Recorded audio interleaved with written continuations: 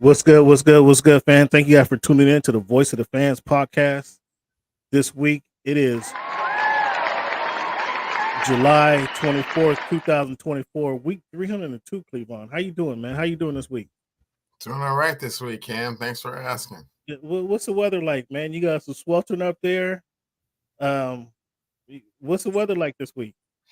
Cam, we did have a heat wave there for a minute. I thought I was going to pass out, but we're back down to comfortable 77 westerly breeze. It's cool. Love it. As long as it don't break 80, huh? No, it's fine if it breaks 80, but just every once in a while, throw a 77 in there. It's great. Well, we thank you for tuning in to the Voice of the Fans podcast, being a part of the podcast, fans. If you can and if you are willing, hit us up at the Cash App at underscore voice, or excuse me, just at Voice of the Fans, at Voice of the Fans on the Cash App, at underscore Voice of the Fans on Twitter. Leave us your comments and complaints, your feedback, what you guys want to talk about, what you guys want to hear. But if you can and you are willing, shoot us some love at Cash App, at Voice of the Fans Cash App. This week we're going to talk about Cleveland, the NBA Summer League. They wrapped up this week. I want to get your top takeaways from the Summer League. Want to get your top takeaway from the WNBA weekend. Like they had a pretty impressive weekend. Some a competitive game Saturday night. Interesting mix of competition they had on Friday night. So I want to get your comments on the WNBA weekend. We're going to talk about second half of the Major League Baseball season. What you see there, fans. This is the last week. The last week. We're going to give you some tidbits on fantasy football. I can't give everything away because I got some competition over there. We're gonna give you some fantasy football ideas on who you should draft, with which quarterbacks you can draft. Excuse me, which tight ends you should kind of keep your eye on. So we're going to talk about that as well, Cleveland.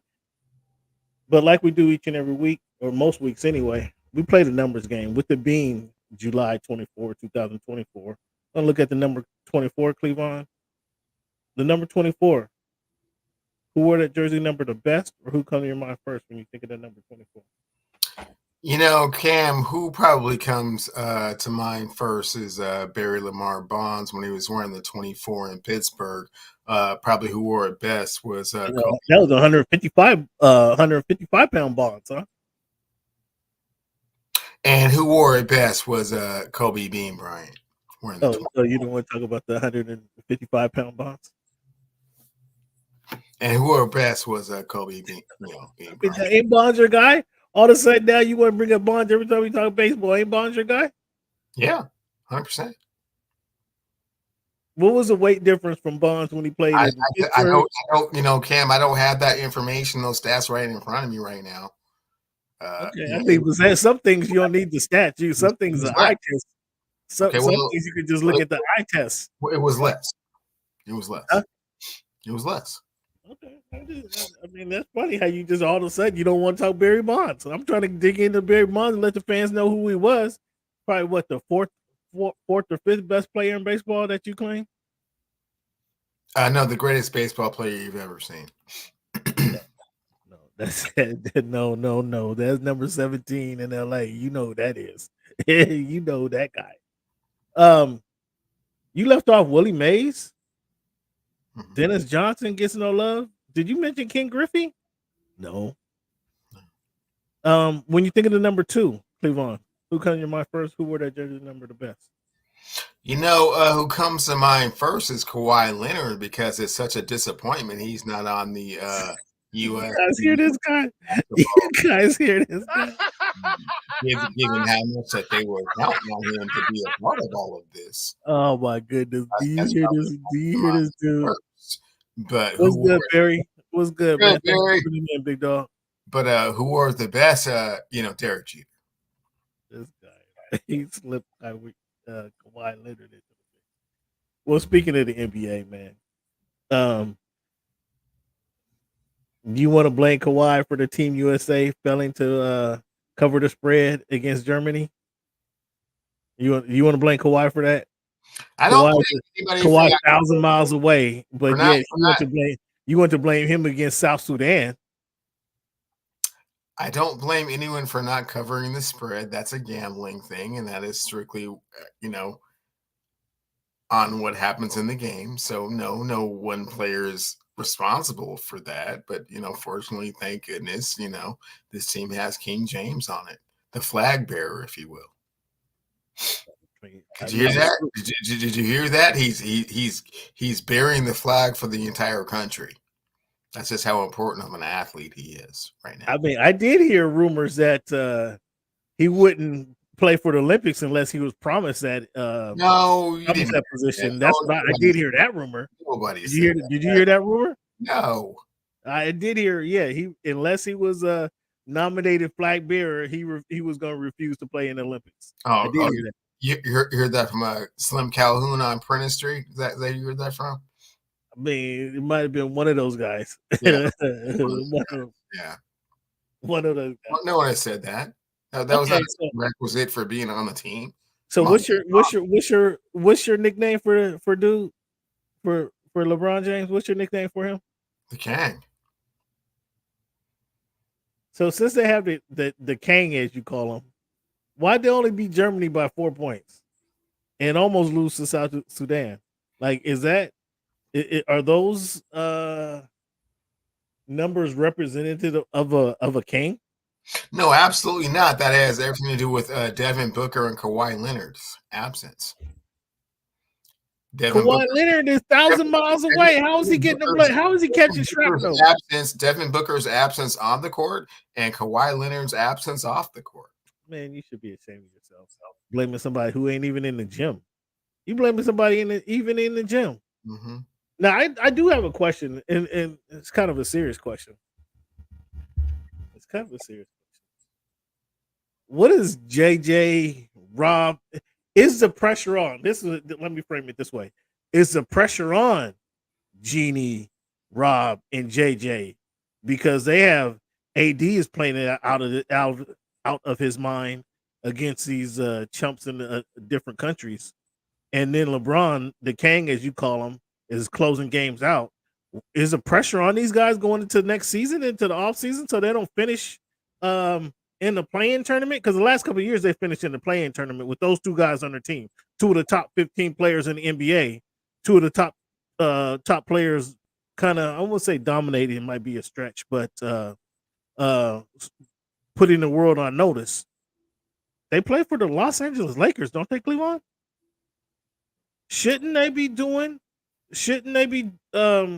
more than finishing the play-in tournament last 2 seasons? I mean, aren't you guys embarrassed by that?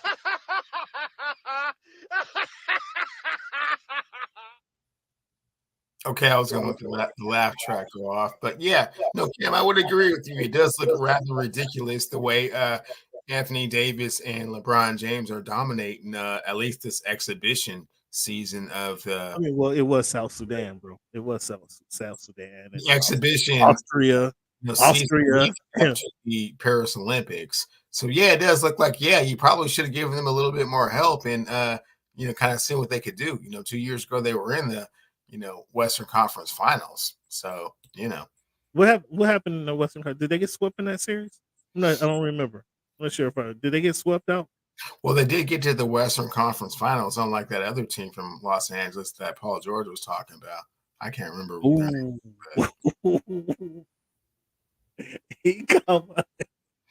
Paul George, what a disgrace! I'm not even going to discuss Paul George. There's been a ban on discussing playoff P until NBA season starts. Wonder why, fans? That's weird. Is it? You go find just look playoff P up. That's a disgrace. That absolutely disgrace for him to open his mouth and talk about that. You know what that shows? That shows a sign of being hurt. Actually. Of honesty, of just, honesty. When you break up with your ex, and you got to keep talking about her. When you break up with your ex and you got to keep talking about her, and you got to come up with your own narrative, that was hurt right there. That was hurt speaking. Paul George, shame on you. You're better than that, Paul George. Truthisms. Paul George, you're better than that. And fans, just to let you know what Paul George was talking Oh, about. yeah, nobody wants to hear what he said. He was claimed, whining. He was whining. claimed that he was like, man, what did he say? What did he say he was playing for? What team? He was whining. The He B was team. whining. That was a disgrace. He called the Los Angeles Clippers the B team. And what he is referring to was within the two teams in Los Angeles, it was Nobody listens to you right now. Nobody listens. Nobody. Not my words, Paul George's words. Nobody heard you. It's a complete crap. That's what Paul George. It's a complete crap. That's what he had to say. Paul George, you cut it out. You disgrace. Absolute disgrace. Are you concerned? Now you want to blame Kawhi for not playing. Do you blame KD for not participating, or is KD just want to go ahead and get a gold medal? Durant for not playing, he's been injured. I mean, if we want to put blame on anyone on this team, it's Steph Curry and Devin Booker. They haven't been hitting the knockdown threes from the close line. It's ridiculous. Everybody else comes down, and the rest of the world comes down a little closer to the line. Splash, splash, splash, splash. Wait, just throwing up nonsense going in. Hold on, wait. You're blaming Steph Curry for not hitting threes? Steph Curry, what is he shooting about 25% from 3-point range so far? And Devin Booker, man, don't get me started on Devin Booker. Well, I mean, Devin Booker. Yeah, the lights might be too bright. You know, you and your boy Clint like to talk about when the lights get bright. Some people just can't stand the light, right? That's true, and that may be too many eyes, too many eyeballs on these games. You know, another question for you, Cleveland. I find this kind of peculiar. I noticed this in the women's game as well. Women played Germany and waxed Germany, and we're gonna get to that one. What a difference that was when the women come out and just wax their opponent, but America struggles with the men struggle with their opponent. With this being a friendly quote unquote, over there in U2 Stadium over there in London, how come it says USA showcase, not Olympic showcase? Have you noticed that on the floor, right in the center court? USA showcase. Have you noticed that? No, I hadn't noticed that because they're showcasing the USA talent, and that's what. But they're not the only one. It's not the USA tournament over in the U2 Stadium in London. Well, hey man, I mean, you're bringing the USA Olympic team. Come on now.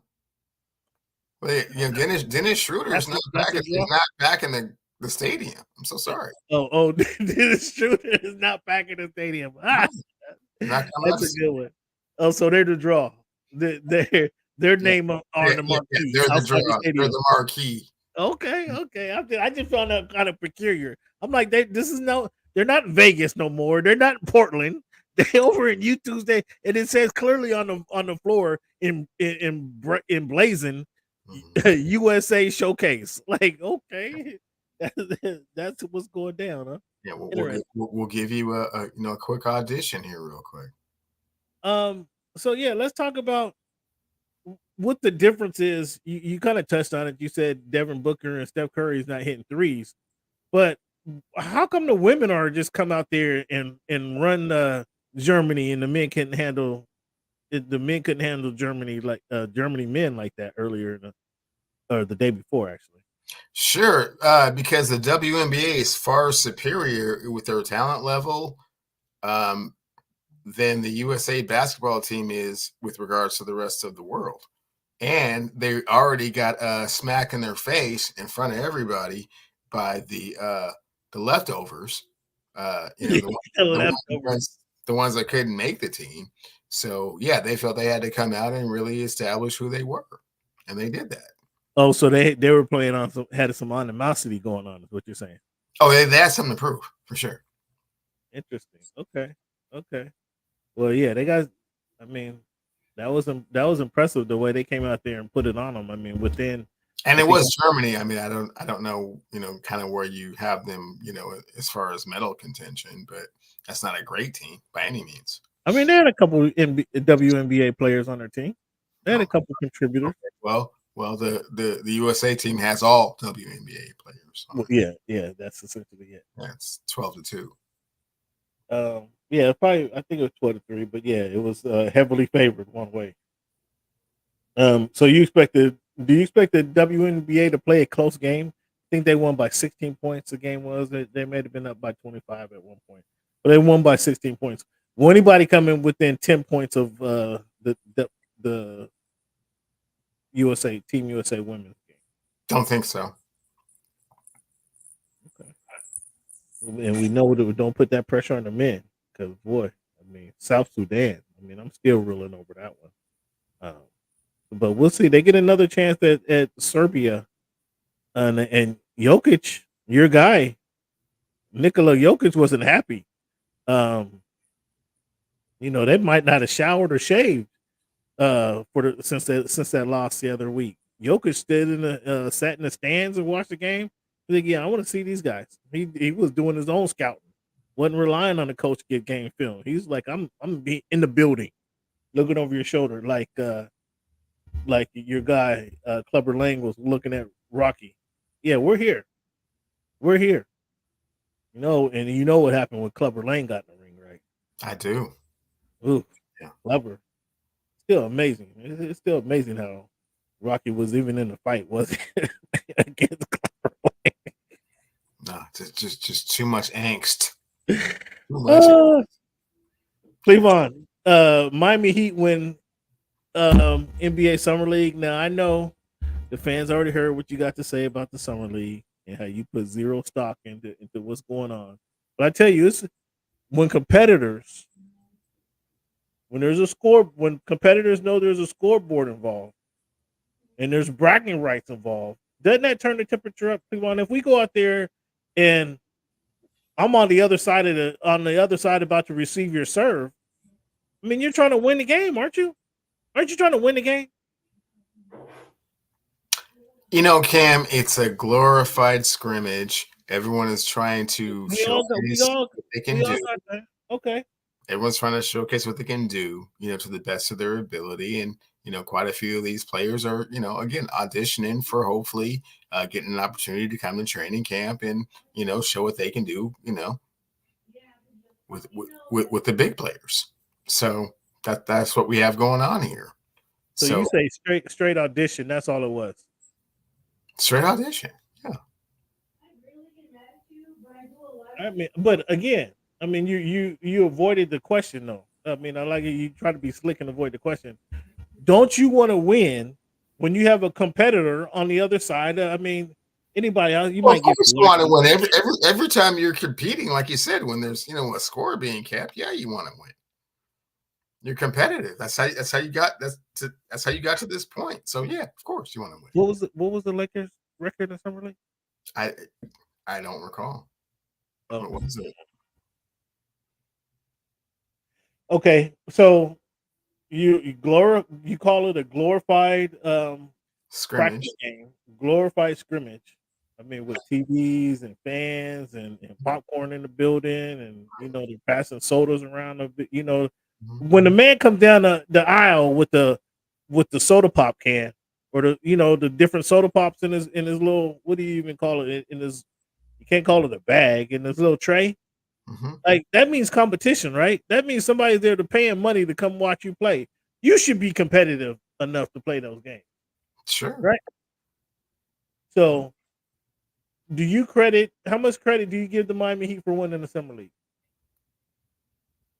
Not a lot of credit because everybody uses Summer League different. Most teams aren't trying to win the thing. They're trying to, assess the talent that they have, from 1 to 12 after the 1 to 12. So, if they want to go all out and press full court and, run all kinds of plays and stuff, that's great. What do you like to call yourself? All knower of most things sports. Self-proclaimed expert on all things sports related. Self-proclaimed fans. Note that self-proclaimed of all things. Little trivia for you. Since COVID, who has won summer league since COVID?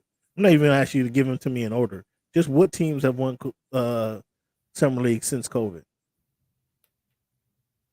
Cameron, I have no idea because I do not keep track of that kind of a thing. It's a glorified scrimmage. So I don't keep track of glorified scrimmages. Okay. The only scrimmage that I've ever kept track of was when Lou Alcindor as a freshman beat the eventual national champions every time they played in practice. I mean, you weren't around to kind of keep track. No, but how remarkable was that? The team that ultimately wins a national championship, you never lost to them, ever. He was taking it. They were taking it easy on him. Were they on the young freshman? national champions? The young freshman. They didn't On win a a freshman in practice. Nobody takes in freshman. practice. Oh Are we my talking God. about practice? Are we Oh my talking about practice? Let us not forget they actually changed the rule in college basketball so that you couldn't actually dunk anymore. Because if you could dunk, well, I mean, how would that be like competitive balance? Are we talking about practice? Are we talking about practice? We're talking about summer league to death. So yeah, we're talking about practice. Can you name one summer league MVP for the past 4 years? Just one. For the past 4 years, no. Yeah. Including this year. No. Including this year. Can you name one? No. Can you? Isaiah Mobley, he don't ring a bell. No. Trendon Watford, he don't ring a bell. You want me to turn my chair all the way around so that I can't even see? What did you say? Shout out to Trendon. What team does he play for again? Shout out to Trendon. And when did he do that? Play for who? Oh wow, you're cold, man. That boy he got a family. He got a family. His family might be watching this show. Who was he playing for when he did that? The Blazers. Oh, okay. Cool. The Portland Blazers. Cool. Nope, don't remember it. Yeah. That's cold, man. So what you saw summer league, what's your biggest takeaways, man? You want to talk about Bronny? You want to talk about Connect? So do you have any takeaways? We'll go three things. Number one, okay. They played Bronny entirely too much, which I cautioned them about doing. Yeah, but hey, Rob deleted you from the text thread. Did he add you? Did he add you back, or did you call him up? Be like, yo, Rob, what's the deal? No, he actually has not gotten back to me on that thread. Oh, you on the outs? Oh, he didn't appreciate your feedback. He understands the errors in his ways now. He did. Before he was trying to do his own thing and just like, just let me just, kind of showcase him a little bit, get the crowd hype. Like, no, that's not an NBA player, so you don't want to do that. But he went his own way. That's fine. That's fine. Mm-hmm. Number two, Zach Edey doing his thing. Can he play? Zach Edey, is he gonna get time in the league? Gonna get plenty of time. You can see it. Plenty of time, he says. He's a big dude, 16, 20 minutes a game. And number three, Connect Four. Oh boy. Look at that. He done came up with a nickname for him and everything. Connect Four, yeah, he's ready to go. I mean, you don't start him. You don't start him in the first game, do you? Not in the first game, no. I mean, he's your sixth man, first guy off the bench. He's penciled in at number 7 right now. And that could change. It's fluid. Who are you bringing off the bench before him? Not sure just yet. Vanderbilt? He's a rookie, so we're gonna, slowly implement him into the system. Oh, I forgot. Rob ain't talking to you right now, so you don't have the inside scoop with Rob. I'm curious as to who comes off the bench. Who comes up? Who I'm curious to who comes off the bench before that kid. When all you needed was a 3-point shooter. No, well, not excuse me. All you needed, but you certainly needed 3-point shooting, and he gives you 3-point shooting and playmaking. I'm curious to who comes off the bench before that dude. Well, don't worry about the Los Angeles Lakers. I think you should be a little bit more concerned about the Los Angeles Clippers at present, considering the comments made by Paul George as he was leaving town. The Clippers will still make the playoffs. As for your squad, Okay, well, push your chest out there with some confidence. Then, okay, how many games Kawhi gonna play? I mean, that was not part of that doesn't make any difference as to whether they make the playoffs or not. It has some bearing. So your Cam Reddish is coming off the bench first. Cam, I don't know what the rotation is going to be. Right now they're just trying to get their coaching staff cohesive. Get the the spokesman out there first, and have everyone else work on everything else. So I don't know. Oh, so they're taking the month off. Well, Cam, there's training camp after the Olympics. Anthony Davis and LeBron James will come back and reacclimate themselves into NBA hoop, and we'll go from there. I don't know what the practices look like. How am I gonna pick the roster right now? I mean, I figure you and Rob was communicating, but Rob reminded me. Rob went a different direction with the thing. I told him it was going to happen, and hey man, he hasn't really returned my texts ever since, and he did cut me off the thread with Jenny, which I thought was kind of rude. Oh, okay. Well, maybe we can help you redeem yourself and get that text thread back. Maybe we can help you with that. Okay. What do you think about Ricochet and SARS? The number 1 pick, number 1 and number 2 pick. You mentioned Connect 4, the steal of the draft, looking good. I don't know that he looked better than Reed, who looks like a little young Reed Shepard, who looks like a little young Mark Price. I don't know that he looks better than him, but what's your thoughts on Ricochet and SARS? Do you think they're going to be impactful rookies or not really? Cam, I thought it was kind of strange that the 1 and 2 pick in the NBA draft were not on the French national team. It seemed to look like is France really just that stacked that these 2 players couldn't make it? But then from what I've been seeing in Summer League, the glorified scrimmage. Oh, here we go. Oh, now you want to put some stock on it when you see the French. Well, I mean, when you go 0 for 87, that make that okay. Wow, wasn't expecting 0 for 87, and then the number 1 pick. What do you do? Get out there for 20 minutes and hurt himself? The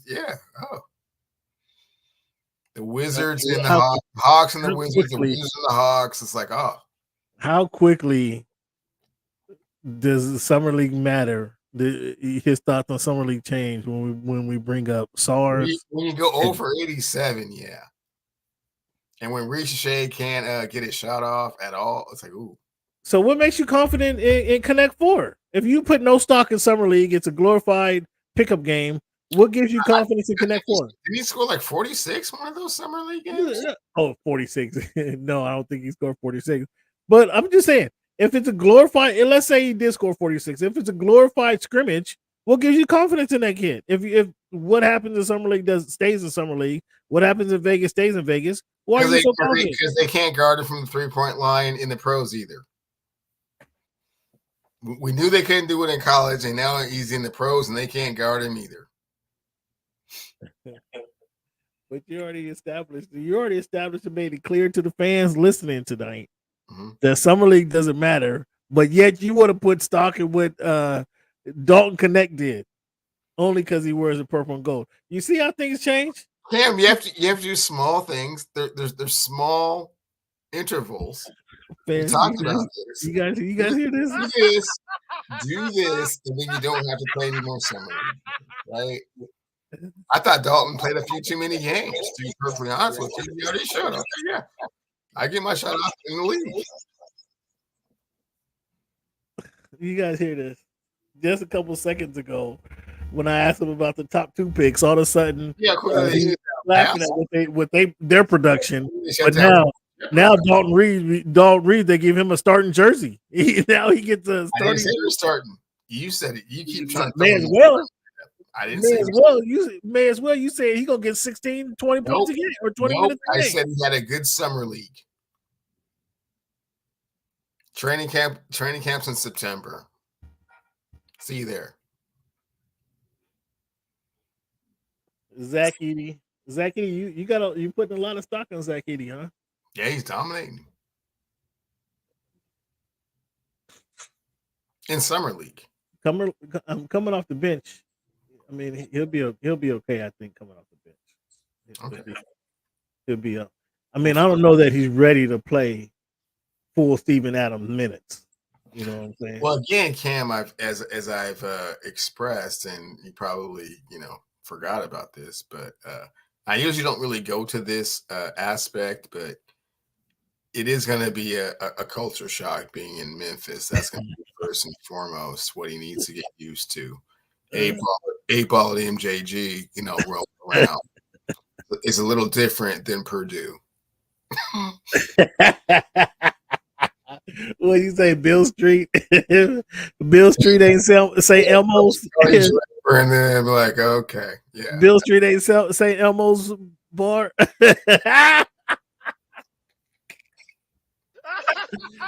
Oh, that's funny. First and foremost, get used to that, and then get your game on. That's funny. That's funny. Okay. I mean, so he has an off quarter adjustment to make, more significantly. Yeah. Let's talk about the WNBA. They had their weekend. Why do you think it was that Caitlin Clark was she out of spite? Did she not perform in the 3-point contest? Was that out of spite, you think? Well, it was her and Sabrina both didn't show up. I thought that would have been a great duel to kind of see, what was going on there. Maybe they were both just holding out to do the NBA All-Star Weekend. I don't know, but it was a little bit suspect that neither one of them were in it. Yeah, you say holding out to do the NBA where they can shoot against some men. I mean, I don't know. You think that's the thing? You think that's gonna happen again? Oh yeah, that was big. That was huge. So okay, are they shooting against Steph Curry? Who's coming out to shoot? I don't know. They haven't said just yet, but hey man, Sabrina put quite a bit of pressure on Steph. Yeah, he had turned it on in like the last couple of racks, but again, I can't see Steph going out there and doing that again. Like, are they gonna call us Splash Brother in Dallas? Say, let's see if you can compete with the girls. Don't know. Like, don't know who they're calling, but they're gonna call somebody. You think they're gonna have to pay somebody? They're gonna have to pay somebody to step up and compete. You think your boy the Kang would do that? Not 3-point contest. Probably a Dame Dollar. Might Trey Young. Somebody like that. So hold on, man. You gotta see how he just kind of slicked by that. You see kind of how he just kind of creeped by that and then start throwing other people under the bus. You guys know? Did you guys anybody else catch that? So your guy won't do the dunk contest. He refused to do the dunk contest for his whole NBA career, and now he won't do the 3-point shooting contest. So he's gotten to his 21st season trying to preserve his body as much as he can, and a slam dunk contest takes a bunch out of your body. Okay, we're not. We already established he was a wimp, and he didn't have the confidence. He never said he was an ace marksman, and that's what the 3-point contest is about. I mean, he shoots a very proficient percentage from the 3-point line, but that doesn't mean he's going to win the 3-point contest, Cameron. So when he started doing this out loud, when he started doing this stuff here, I mean, we're talking about the flag bearer, at the Olympics for the United States of America. Oh, yeah. So step up and face some competition. You step up and face some competition. And we're talking about women here competing. All right, we're not talking about you going against Steph Curry, against Reed Shepard, against Booker, Devin Booker. We're not talking about you going up against Kevin Durant. We're talking about you going up against Caitlin Clark. So why are you detracting? Where's Sabrina right now? Why are you detracting from what the WNBA players can do? They can shoot from long range. This is the second week he called up for Sabrina.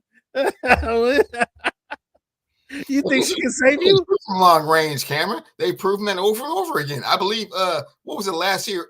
Ionescu didn't miss no shots. Crazy. That's not what the Kang does. The Kang just wins.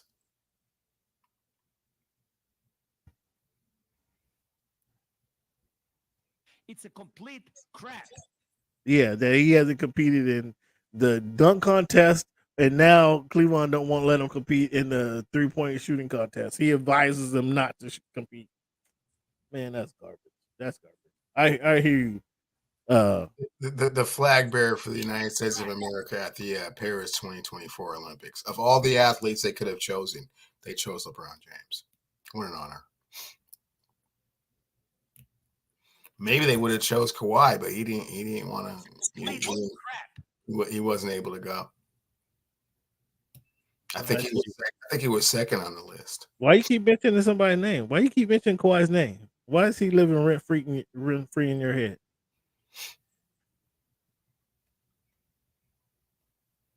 You gonna answer that? Can you answer that one? No, I got nothing to say about Kawhi. What do you think about Alicia Gray winning the skills competition and the 3-point shooting competition? I like it, showing a well-rounded game. You know, it was I think that was the first time ever. Yeah, and hopefully, in the future there'll be some championships to back that up. It is All-Star Weekend. I know fans, you know how much Cam likes to put stock into these exhibition All-Star like events. I don't put nearly as much into it as he does. But at the same time, good job. Man. Did you like the 3-on-3 contest? 3-on-3, it wasn't really aesthetic. You know what I'm saying? It didn't have the name recognition, I guess, for that competition. I mean, the rules were cool because it's legit 3-on-3 rules. They didn't really alter the rules. Everybody know you got to get the rebound, you got to take it back, right?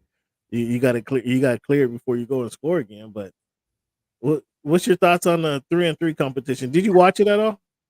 I didn't see a whole lot of it. I saw some highlights. I mean, it was you probably do without that one. You didn't miss it. So the TNT, Amazon made their big deal, right? ESPN made their deal. Amazon made their deal. TNT had a clause where language in the contract where they can match the offer. Yeah, they can match the offer, but they didn't want to match the offer. But their option in their clause was they can match the offer. They matched the offer. NBA's like, thanks, but no thanks. They want to take the $1.8 billion from Amazon to televise the games. Now, you said all along that Barkley it's a money play for him. He's not going to retire from basketball, and which he has said that. Barkley said he's going to retire from commentating and not going to work for another station. That's what he said. Like Ernie Johnson said, that made it clear that he's not going anywhere else.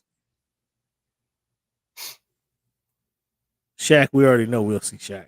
We see Shaq on NBA TV. We already know we'll see Shaq on Amazon Prime, right? Without question.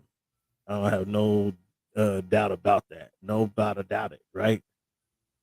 Kenny Smith, a little question. I believe he'll be.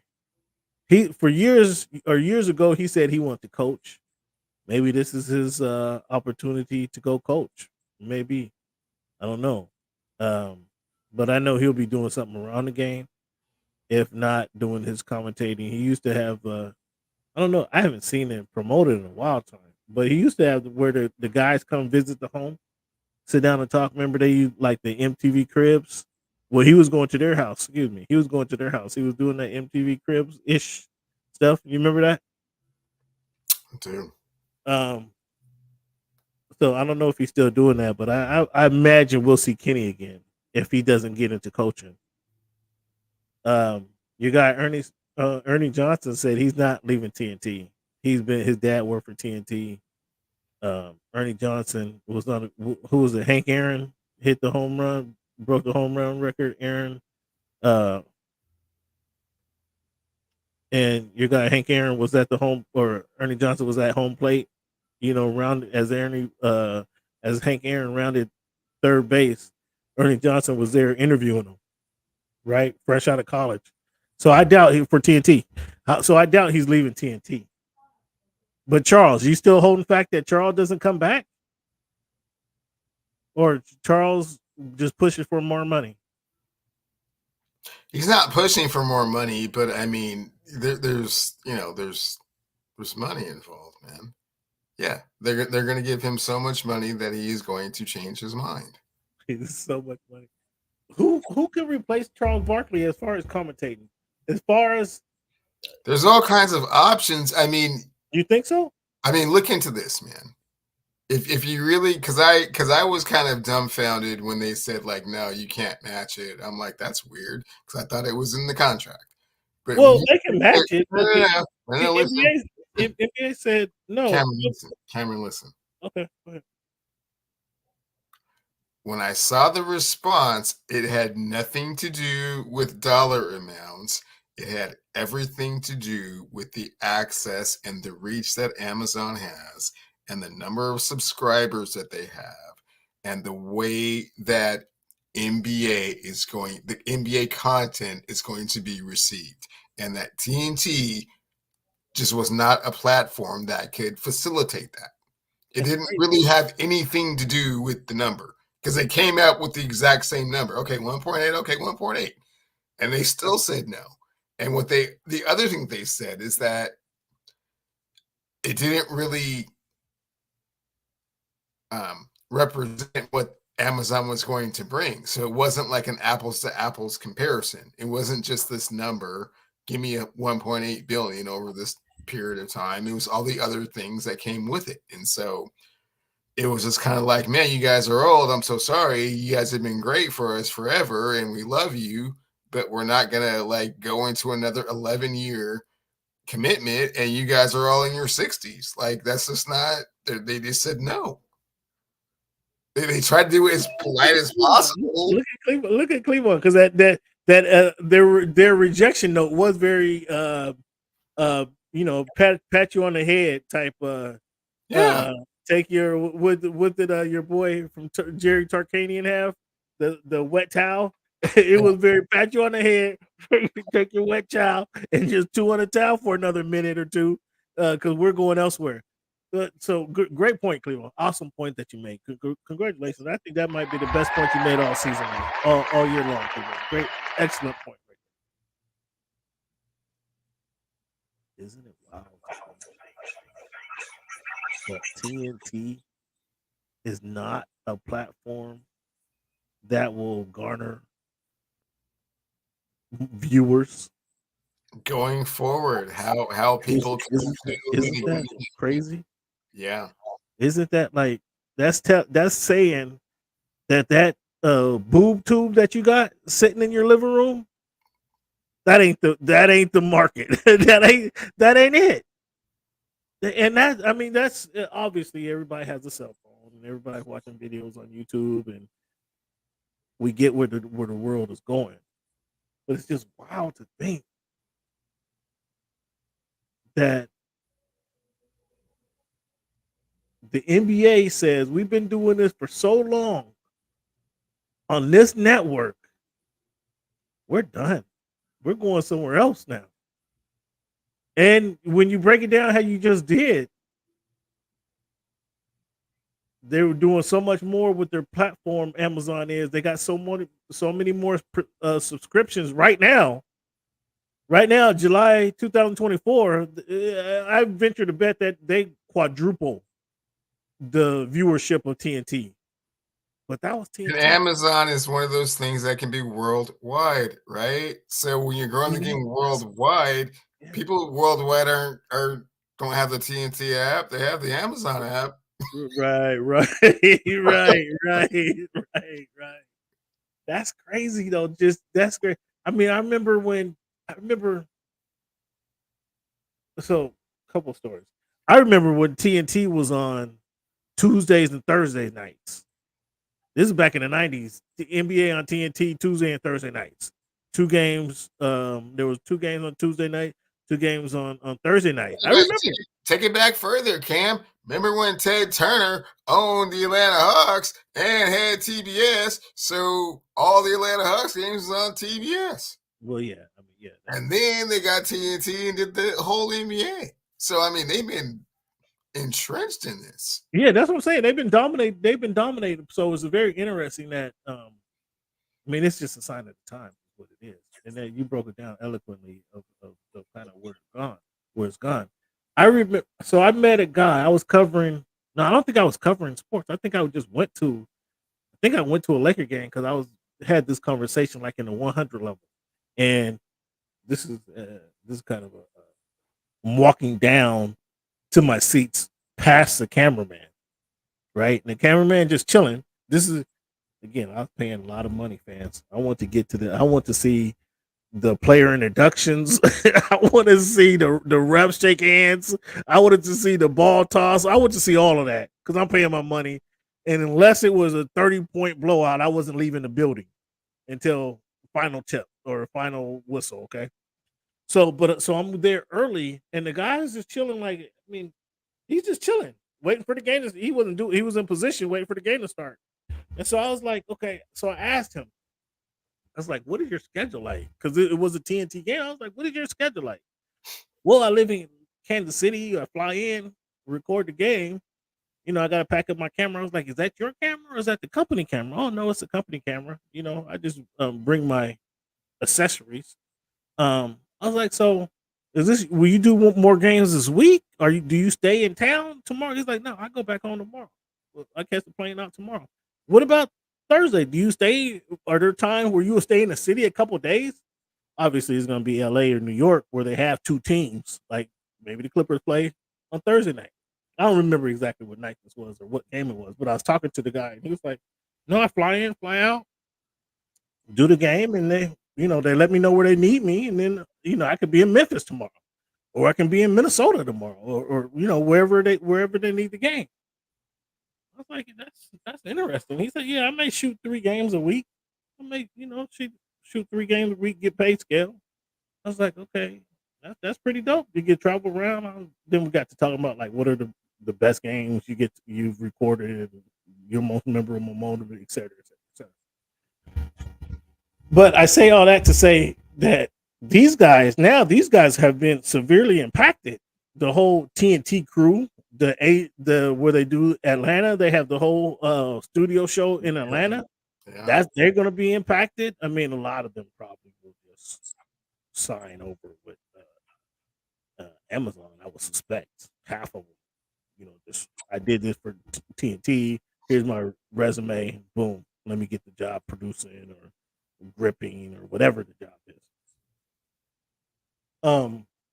But that's all those guys are being impacted. It's not just we see Kenny, Not just Eddie, the people like in the front line, right? It's everybody, and yeah, everybody impacted. And that was what I thought was very sincere with what Chuck was saying is that he's been a part of this family for 25 years, and he's just so accustomed to all of this, and working with these people, and he's just become accustomed to doing it a certain way, and it just would be too much.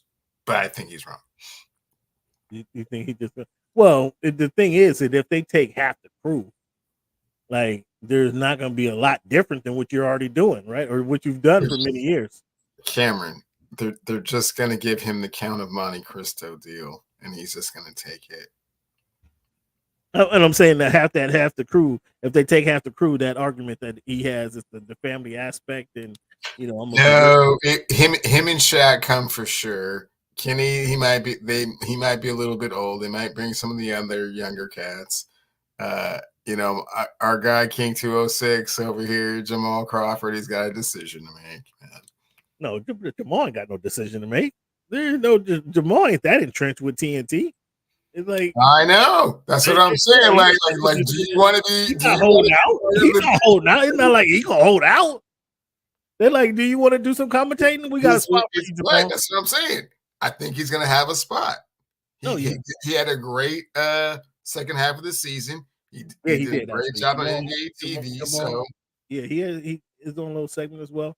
But I don't to talk back to my original question is you say they're just gonna give Chuck the bag and he's gonna have to come back. Okay. But let's say he didn't. Is there anyone who can replace Chuck? Now, obviously, Charles Barkley everybody didn't see him as being this big time commentator and the guy who would just say anything. Now we knew he would do anything. Chuck replacing so to answer your question, replacing Charles Barkley from a broadcasting perspective is the equivalent of trying to replace John Madden. Yeah. It's like you can get somebody in there that understands football, but you just won't embrace in the same way.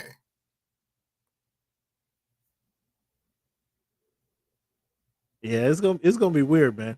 We get one more final year out of these guys, and obviously this is gonna be it should be pretty cool because every night it's gonna be like the ceremonial night that they probably won't talk about it much until we get late. Oh no, it's gonna be huge all year. You think all year? Oh my God, every game. Jesus Christ. You're not gonna want to miss it. You're not gonna want to miss it. I know that. Oh my God, the tears. I don't think they're really gonna dwell on it till no. Maybe the playoffs. All year. Because every time they are interviewing somebody, they're going to be like, man, I can't believe you're not going to be here. Can't believe you're not going to be here. Right. Yeah, that's a good point. Good point. It's going to be interesting to watch. I mean, it's already been a must-see TV. Even though Amazon has umpteen many more eyeballs watching it, is it going to be the same? Or is it going to be the same? Is it going to be the content will be dramatically different. It will not be anything nearly as authentic as what those guys were bringing. I mean, it's Amazon. They try, but you can always tell that they're just trying too hard. Like even like the NFL stuff, right? Yeah. Okay. Do you Patrick and Sherman and Gonzalez? I mean, they had way too many guys. They had way too many people. They had seems contrived, right? Like it doesn't really seem authentic. It doesn't seem genuine. It just seems like they're just trying to be like over the top. Like just, I don't know. Maybe I'm just old. No, you're right. You're absolutely right. Because what did they have? 6 people on set, and then they had your boy Offset. Give him an editorial. And they do the little concert after the thing. It's like, what is okay? Well, they're trying to bring in fans. They're trying to bring in fans. Yeah. Already know they got Amazon Prime, so why not entertain them pre and post game? Yeah, that's bananas. That is absolutely bananas. So I bust your chops about paying your cable bill. Well, I cut the cord. It took a moment. It took a moment, fans. When I realized I could actually live without having DirecTV, I didn't think for. I remember Cleveland the first year. It was 2001, 2002, and I was like, they told me, well, yeah, you can have every football game. You can have the clicker with every game on the station. I'm like, what?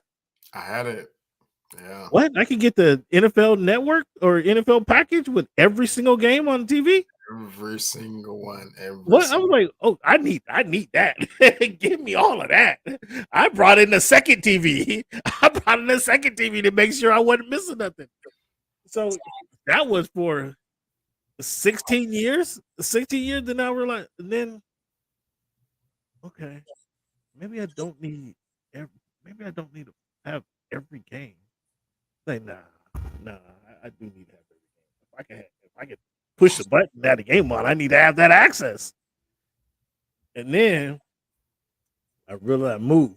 And I realized that I didn't have. I could survive without it. I didn't for 15 years. I didn't think I could survive without that Sunday package. Then I realized I could survive without it. Okay, not so bad. Now I can just go to a bar. I can just go to a bar and make sure I get the Dolphins on the TV. Seahawks in the afternoon. Go watch the Dolphins and Seahawks, and then just watch the best game. Make sure I'm gonna see the best game on TV. That's really funny that you tell that story. So, with regards to that, there's two things that make that story really, really funny. Is that number one, if you go someplace and they just don't want to turn the TV to the game you're talking about, No. That's not an option. Listen. That's not an option. Okay, go ahead. Listen. Then you're in a full blown melee at the sport. Yes. A full blown melee, and I don't really need a full blown melee per se because you won't turn to the Seahawks game because you just don't want to. I don't understand. There's all these televisions in here. Yeah. Part two. And this is when I knew that I had to have the cord. I went down, this is 2 years ago, to my cousin's house for Christmas, right? And I think this is the first time that they were just killing them with the NFL on Christmas, right? And so she had the YouTube TV, right? Streaming. Mm-hmm. And it would just glitch. Right. Yeah. And glitch. And I'm like, wow, that's okay. You want to know why it's okay? Because I am not at my house. Right. I was at my house. I would break glitching like that, but I'm not. I'm at my cousin's house. So, oh, okay. Oh, it's free. Oh, okay, cool. Yeah. Okay. Yeah. But I'm a gambler. I'm a fantasy football player. Like, no. Yeah, you're not just gonna be glitching me for 4 hours. No, I you're right. Those are a couple things. But here I've been going to the bar. But the first bar, man, it was crazy. The first place I went to, and like you're saying, when they don't want to change the channel, but these guys don't even know what channels the games are on. I'm like, how you in a bar and you got 7 TVs and don't know which channel the game is on? And then when you call the person, they don't know how to work the thing. They don't know how to work the girl. The girl gave me the remote. Here, you want the remote? Absolutely. Give it right over here. I'll figure this out. Didn't know what channel they had. Yeah, that was asked you to turn to the Dolphins game, right? And all of a sudden I'm in charge.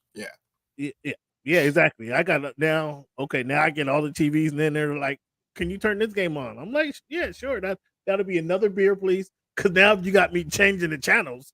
I mean, that's worth the beer, right? If you got me, you don't want to do it, or you don't know how. That's worth the beer. And so every time somebody asks me to change, absolutely. Please give me another beer right over here, please. So that was cool. But yeah, man, it was. Now it's on Amazon. You're gonna have to have Amazon Prime, and hopefully you have to go into the portal and stay in the portal.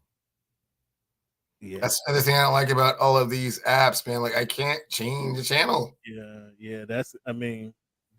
But that in the ads they're gonna hit you with. I'm okay with the ads. I'm okay if I can I have to come out of the thing and then go back into the thing, more ads. Out of the thing. It's gonna take some programming and some fan response for them to get it right. But yeah, it's gonna be interesting. But we already see it with the NFL. So we get a taste of it with the NFL, just with the I don't like NBA. it. I don't like it with the NFL. I don't like it with Major League Baseball. It's corny. Like, at least give me the option to be like one of the channels, man.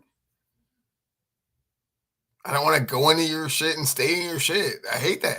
So would you pay? So the deal is, so you pay an extra $4 on your cable bill to have ESPN in their channel. Would you pay an extra $4? Is $7 for your cable to have Amazon Prime? If I could leave and come back, yeah. I mean, if you could have it, if it could be One of the channels that I can channel turn 36, channel 36, you get Amazon. Channel 37, you get Amazon Prime. Like, but Amazon don't want to. They make so much money. They don't want to get in bed with cable TV.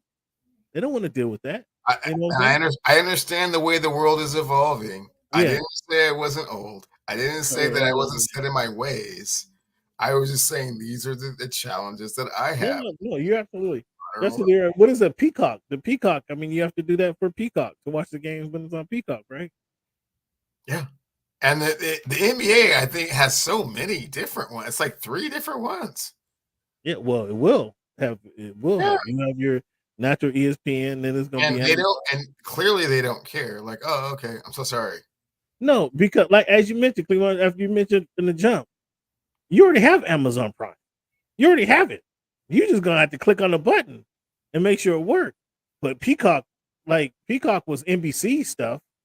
NBC can actually flip it over and give us the channel. Peacock started experimenting with this with the NFL last year. That's what I'm saying. Peacock, if they actually could put it on the channel on NBC, but they're like, no, we want you guys to download the app and watch it on the app. And then if half America does it, they're like, okay, good. Well, they're good. Everybody else will jump on board sooner or later. If they want to see, and what do they? The games will only get bigger. They'll only get more important. If I have a Week 14 game, they just against the Cowboys, you're going to pay. Trust me. People go tune into the NFL. Yeah. You'll be stubborn till Week 14. Right, exactly. Yeah. That's wild, man. That's the way the world is going. That's the way the world is going, man. So TNT, the final season on covering the NBA. NBA is going to be moving over to ESPN, Amazon Prime. We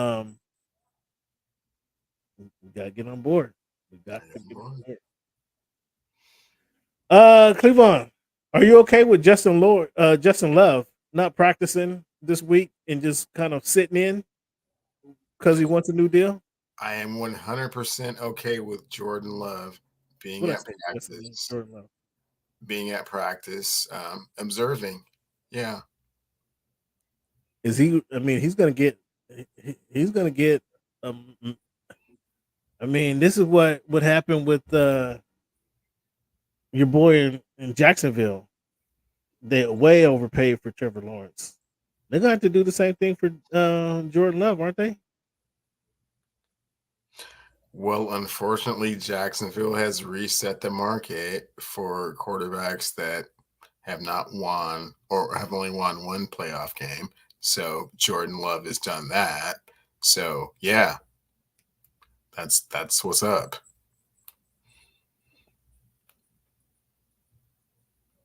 And yeah, he's making it. Jordan Love is making it tough. It's going to make it even more tough for Dak and Tua down there. Who do you blame in the Hassan Reddick situation? The Jets traded for Hassan Reddick with the understanding that Hassan Reddick was going to come to camp and they can work on a deal. He gets he's like, no, I'm not going to come. Blame the Jets. You have to blame the Jets. You can't blame the player. So what's up with your boy Salah? We heard Eric. I know you put a lot of your faith in what Eric has to say. You heard Eric say Salah hasn't been able to get that culture going correctly. No, the culture is great. It is completely defensive minded. He's going to have to open up and have a little bit more ear to the offense, obviously this year. But no, he's got complete total control of his defense and understands where his bread is buttered.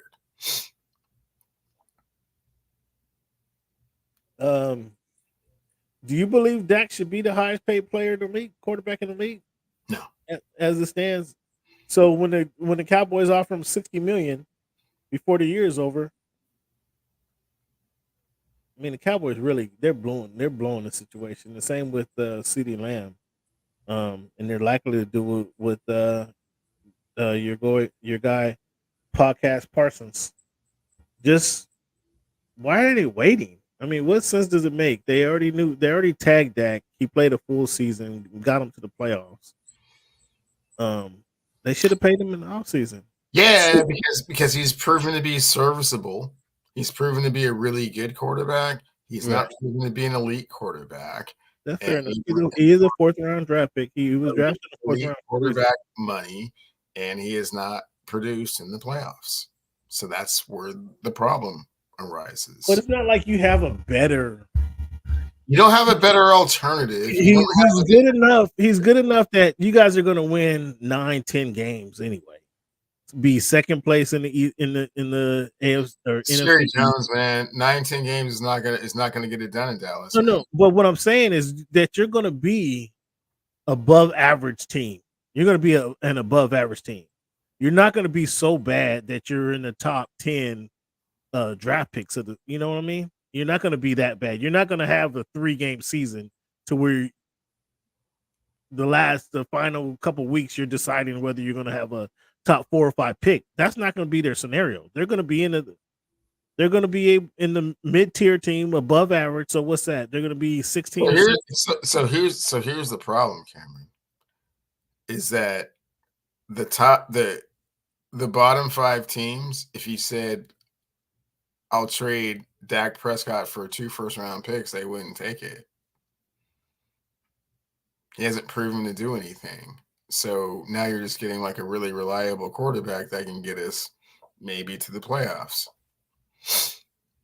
What's good, Boots? What's up, Boots? Long time no see, buddy. That's what Dak's problem is. Yeah. Okay, so at the end of the season, they go 11-6. Mm-hmm. Losing a wild card round. You let him walk, or do you start Trey Lance?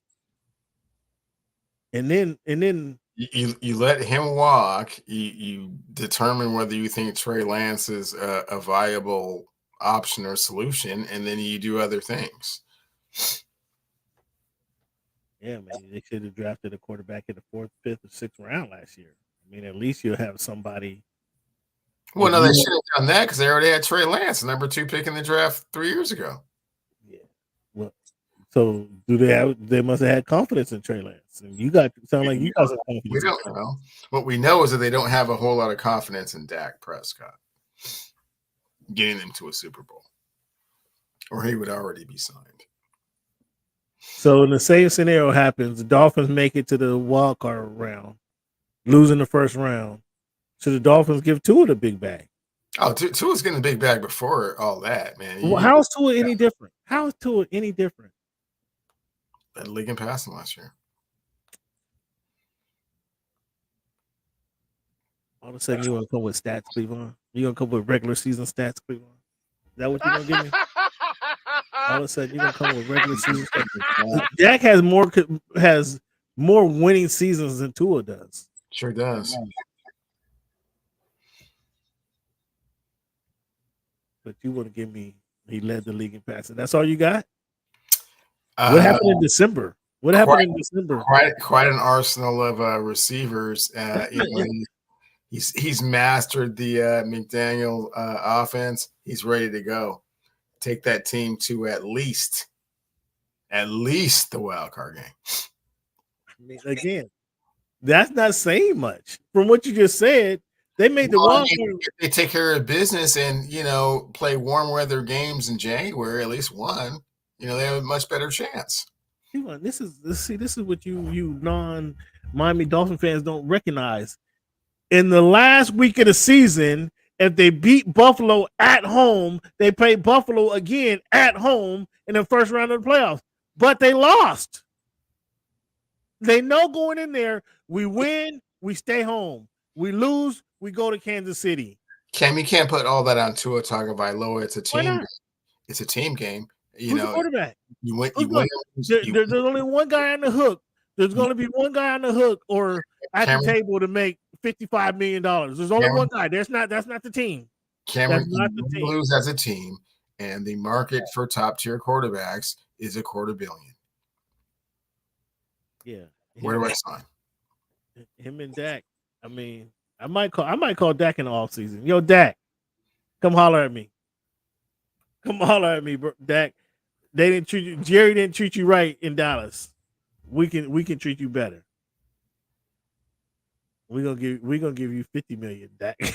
We gonna give you $50 million. We ain't giving you 60, but we'll give you 50. Come over and put on the aqua. Yeah, I know how you like to lowball the Cats. Come on over again. Come on, Dak. We need to spread it around, Dak. Yeah. Cameron brings out his own spreadsheet that has nothing to do with the rest of the league. It says, come on. This is how I feel about you. This is how I feel about you. I feel you're worth about 50. We gonna spread it around. You're gonna have the best wide receiving core in the NFL. We got Hill on one side, we got Waddle on the other side. We got some running backs. I'm fine long term because man, it was Tua throwing the ball to me. Now you got Dak throwing the ball to me. I don't know. He's not happy. No, you know what Tyreek is gonna say. Oh yeah, Dak. I told you guys 2 years ago, Dak was the best quarterback in the NFL. Tyreek Hill just gonna change whatever quarterback throwing to the ball. That's all of a sudden the best quarterback. That's what he's gonna do. You don't believe it. Is there a better chance that Brandon Ayuk signs with the 49ers or CeeDee Lamb signs with the Cowboys? What's the best chance? Or maybe I should ask who signed first. Brandon Ayuk. Ayuk signed first? Mm-hmm. So what? Okay, so you gave me they don't believe in Dak as a reason why they haven't signed Dak, the Cowboys, which it's hard to argue because they have 2 years to sign him and they haven't signed him. What's their logic with CeeDee Lamb? As soon as Justin Jefferson signed for his $34 million a year, they should have been like, "Yo, you're not Justin Jefferson. Here's 32." It is the same problem that they have with Dak. He thinks that he is super elite, like top Justin Jefferson or CeeDee Lamb. Yeah, he thinks he should be getting more money than Justin Jefferson. No, he doesn't. He can't think that. He can't. I mean, he could. I guess he could. He should. He thinks he should be getting more money than Amon-Ra St. Brown. Amon-Ra, what 30? I mean, he might be 32.5 or something like that. Hey, I mean, you got to come in. He got to come in right there. I mean, he got to be in the top 5. For CeeDee Lamb. Wow. Okay. You don't think so? It's hard. That's a hard question to ask. If you look me in my eye and I had to do it, I would say no. Wait. How many wide receivers are better than CeeDee Lamb? 10, 12. Oh, stop it. Stop. Cleveland, cut it out.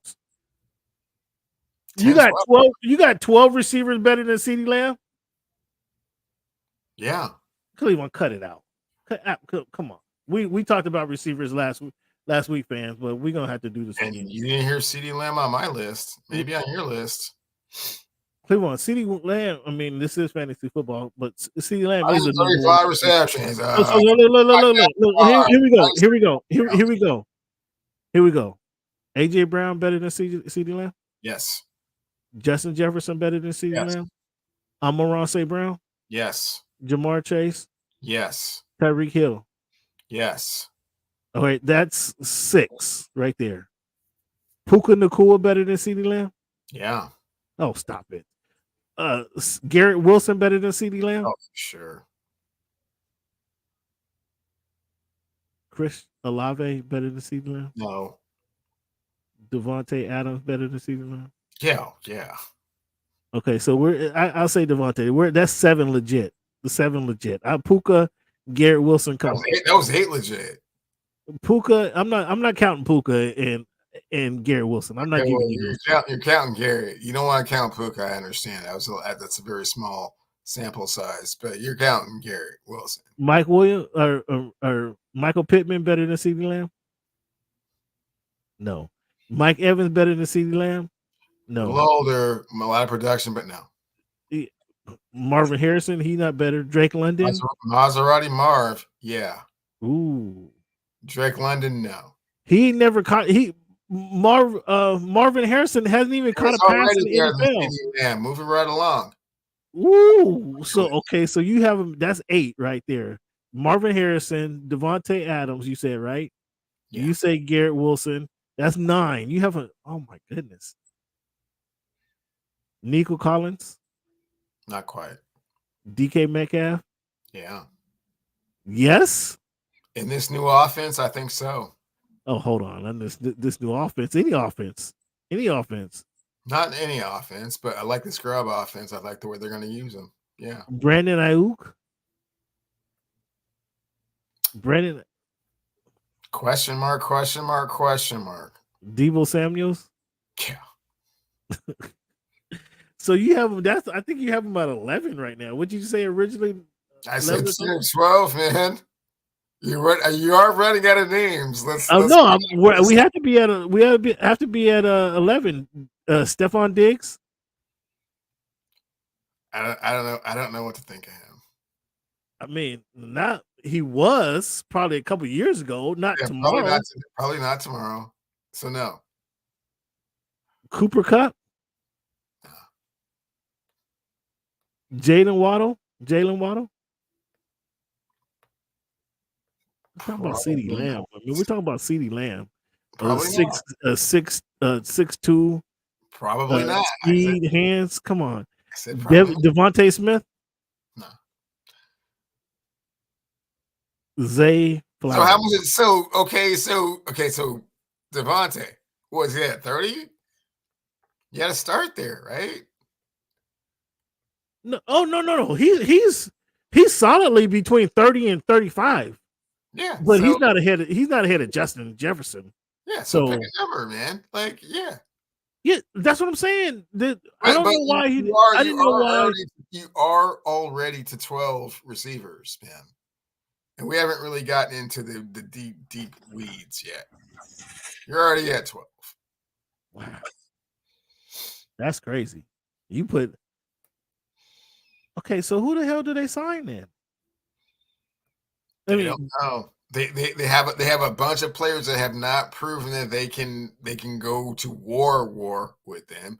They can take them to a certain level and make them competitive, but they cannot get over the threshold. So next season, Micah gets a bag regardless. Yeah.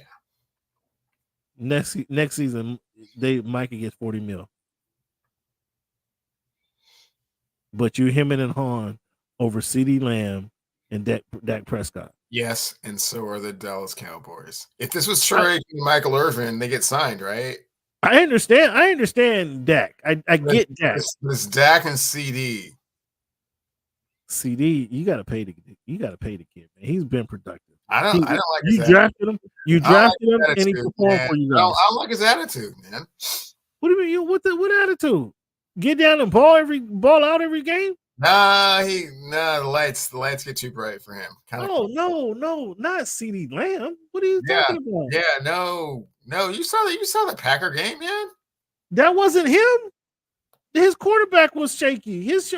That wasn't the receiver. Come on, man. You're no, that wasn't him. You're not recognizing who CeeDee Lamb is. That's what it sounds like to me. That's what it sounded like to me. CeeDee Lamb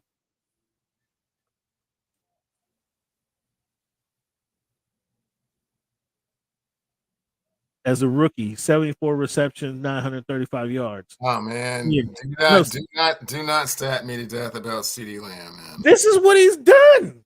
Do not stat me to death about CeeDee Lamb. I do not need to hear it, man. It's way too early in training camp.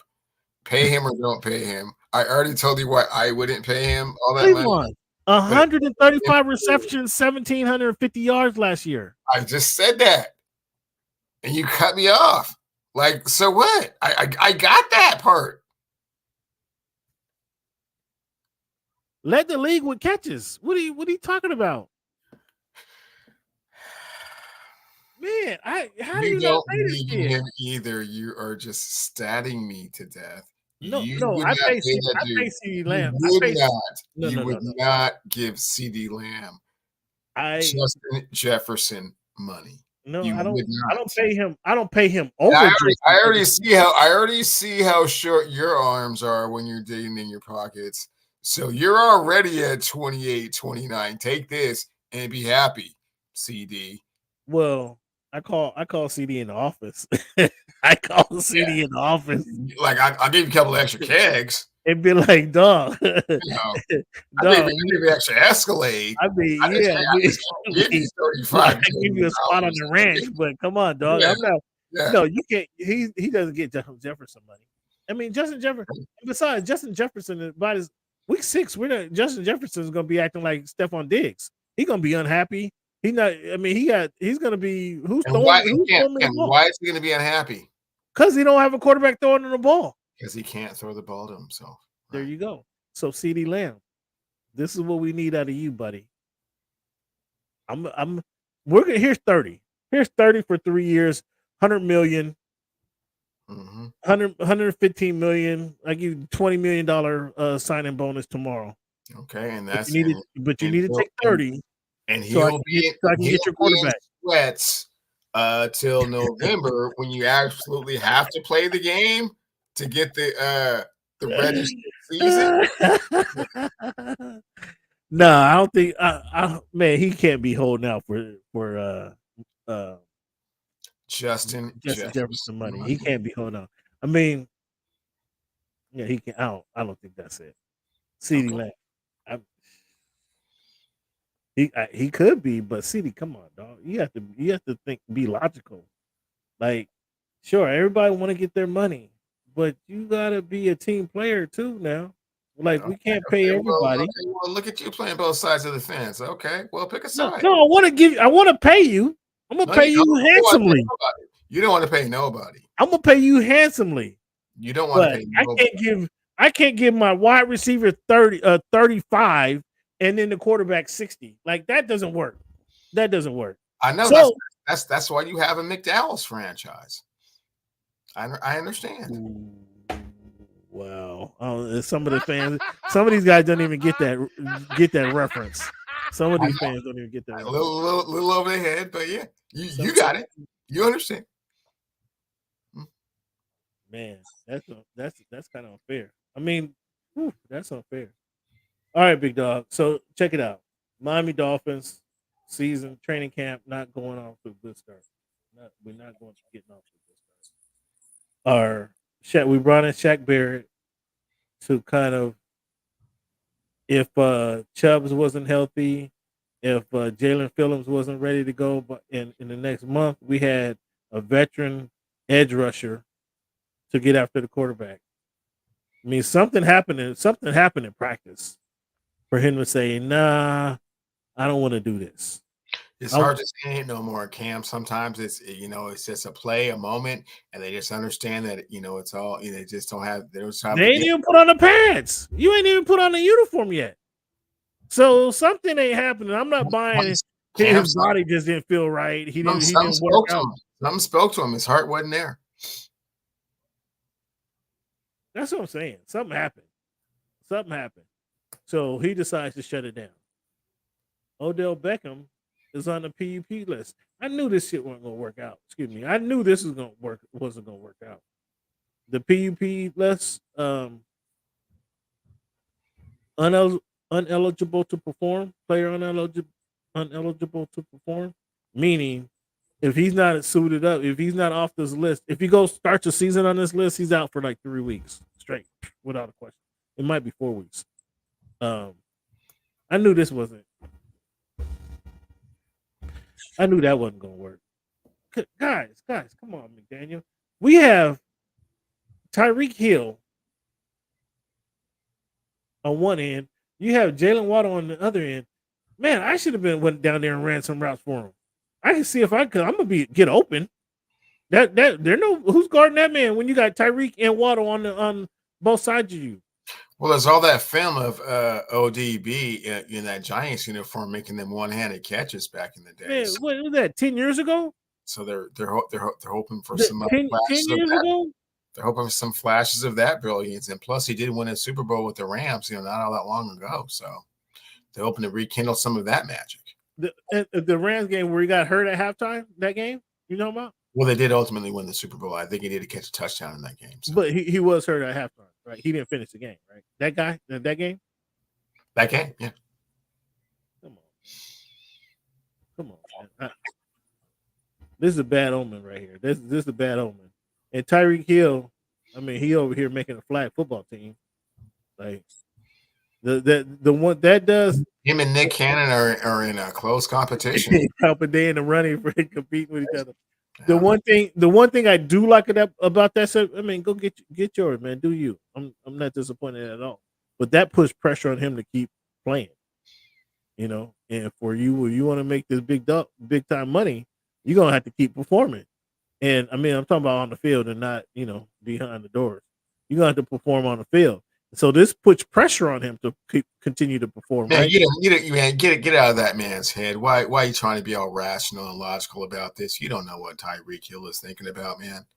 You don't know what pressure or not pressure is putting on him. I get the feeling he doesn't really care what's going on. He's just living his life in a 305, and it's great. Well, we all can say what he got going on. He don't got no pullout game. That's one thing we can say. That's clear, right? I mean, that's very evident, Tyreek. You need to work on a few other questions we could ask, but it's none of my business. I mean, you need to work on some planks or something, dog.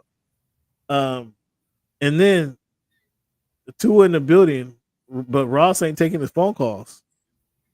And okay. I know why Ross ain't accepting that phone call. He said, see, what is Hawaii 808? He see 808 on the phone. That goes right to voicemail. Okay, well, keep playing around. I mean, draft the Ohio State quarterback number, with your first round pick next year. Try and run it back. No, most Ohio State quarterbacks don't work out.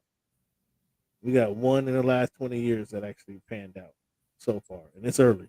The jury's still early. Cleveland, let's talk about strategy, fantasy football strategy. Fantasy football season is coming, fans. Mm-hmm. It's gonna be here before you know it. So, show note: we're gonna be off. We're gonna be off next week. So no show next week. However, in the following weeks, it's gonna be right in. We don't talk fantasy football the month of August. So we gotta get it in right now, Cleveland. When you again, what's your strategy? Obviously, it varies. If you have the third pick in a 12-man draft, is different if you have the 9th pick in a 12-man draft, right? Mm-hmm. Mm-hmm. Obviously, it kind of varies. Generally speaking, and you can tell me where I'm wrong or where you disagree with me if you care to. In a PPR league, you probably would go running back, receiver, running back, quarterback. Would you go that route? Cam, it really depends on what is the best player available. Just the way he opened it up. Just the way he opened up, fans. I need at the time, and what the rankings of the players that are still available are. So let's go. Generally speaking, you have number 4 pick. You have the number 4 pick in a PPR league, Cleveland. What would be your order of selection? Well, Cam, there should still be quite a viable running back there. So I would probably take the highest running back there, depending on what the other, teams did, in front of me. But like, say, for example, Christian McCaffrey is still there at 4. I would take him at number 4.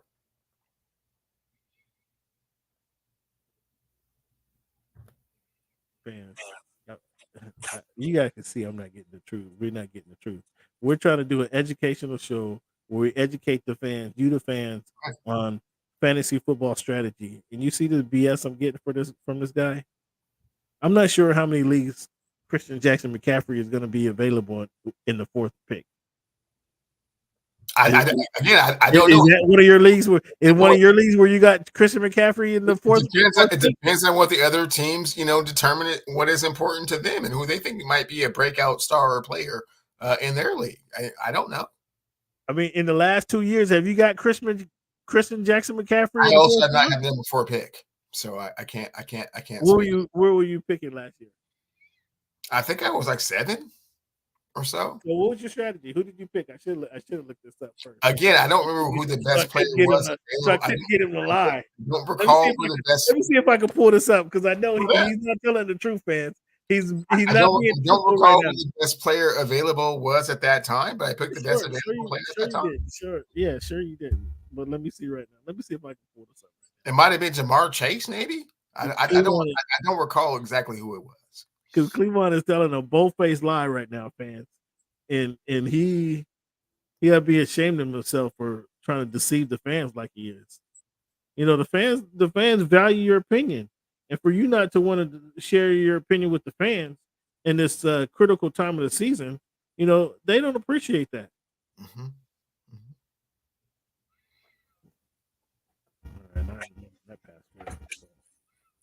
I gotta get it. I gotta do this all over. Well, don't worry yourself too much about it, Cameron. I mean, as you know, every season is fluid. Every season is different. So it depends on what I see in training camp. A lot of it has to do with training. Now you watch training camp. Now you watch training camp because you don't believe in preseason football. Emerge and show a little bit, different skill set from what I thought that they were capable of, previously. So. Let me see if I can pull this up. Oh, look at there. I gotta figure out if everybody's in this season first and foremost. I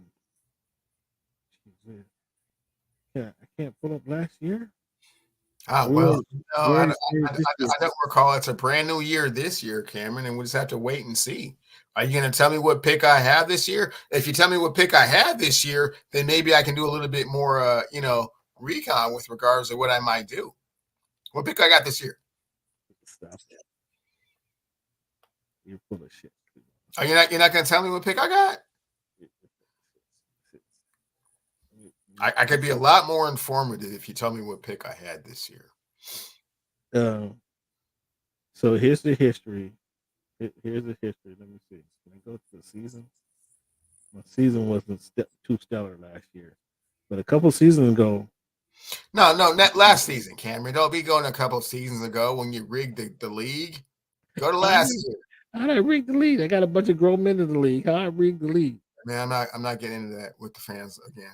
Just what happened last year. All right, fans. I can't pull this up. I can't see. Okay, well, Fancy can't pull it up. I mean, whatever pick it was legitimate, and it was depending on what the other players were doing. The other, league members. If you had your preference, Cleveland, who do you draft first? The running back, the receivers? If you had your preference. Depends on where I'm picking, Cam. If I'm picking the top 5, it's a running back. If I'm picking 7 to 12, it's probably a receiver. How early do you pick a quarterback? That is an excellent question, Cam. It kind of depends. I'm gonna leave it at that. Depends on still who's available. Some people go up and get Mahomes real early. Some people go up and get Burrow real early. I'm sure some people will come up and get, Stroud real early. And if they're not available, well, then that kind of changes your quarterback drafting strategy. Do you like getting a quarterback early? It depends on who I'm getting. It depends on who's still available. Is there a quarterback you would jump up early and to take early? Mahomes is Mahomes the only guy? Maybe a Jared Goff or a Josh Allen. Sure, jump up and get them. Mm-hmm. Jared Goff. I don't think the fans believe you on that one. Jared Goff, he took his team to the NFC Championship last year. Very controlled, very poised, new money. You know. All right, can I do a history? I got in here. I'm trying to do a history.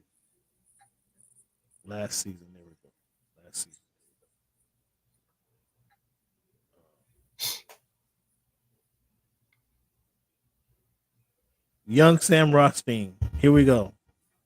You had the first pick in the draft, Cleveland. What did you do with your first pick in the draft last year?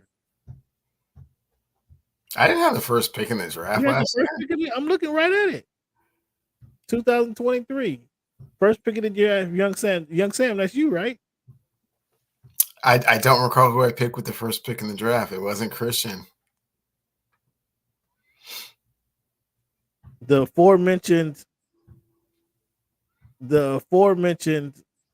Justin, where'd it go? Where'd it go? Right here. Justin Jefferson. Okay. I had the 9th pick. So by the time it came around, I took Jamar Chase.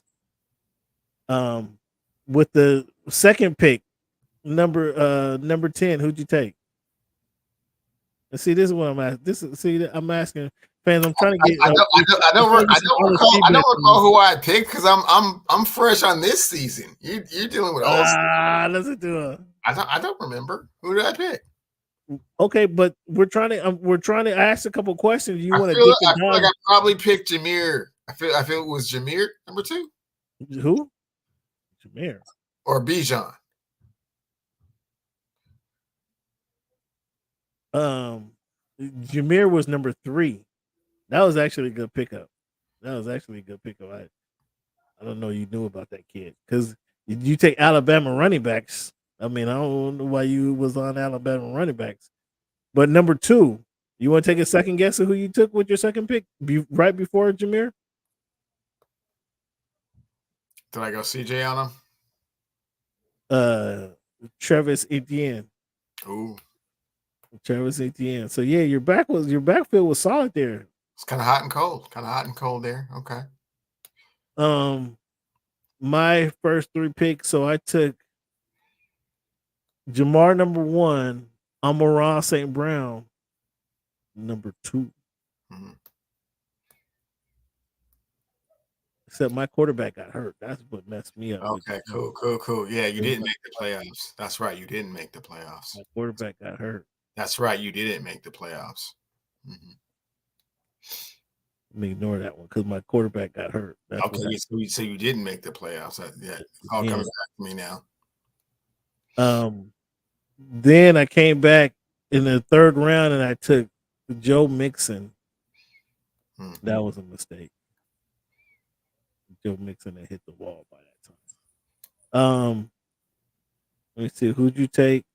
I guess I don't have all these players. We might have had some movement because I don't have all these players. I don't have like my whole roster of players. You know what I'm saying? Like, well, yeah, Cam, that's cool because it don't matter because we're going into the 2024 season and you're trying to bring up old stuff. I don't understand. No, the purpose of reviewing our selections was to discuss and try to get you to add some realism and some facts to your. Okay, but Cameron, I made the playoffs. Your team didn't make the playoffs, so why are you even telling the fans who you drafted? Again, I'm asking you. But my question was, Cleveland, what order would you draft your players in? It depends on what the other owners are doing. Well, you had the number 1 pick. Okay. And number one pick didn't work out for me. He got hurt. Huh? So I said it didn't work out for me. He got hurt. So it's not like it was a good pick. I still made the playoffs though, because that's what I do.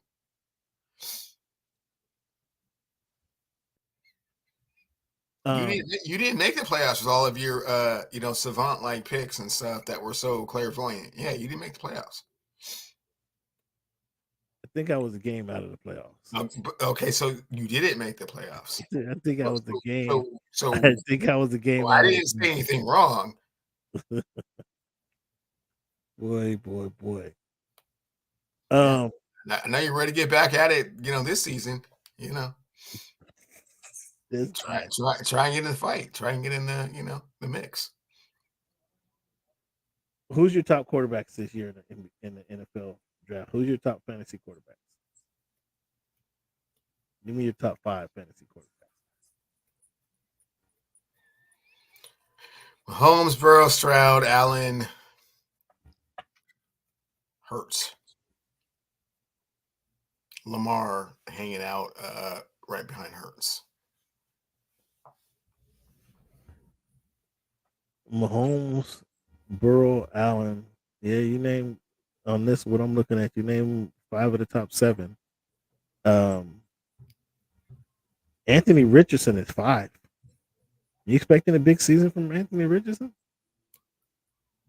or is it just because his running ability?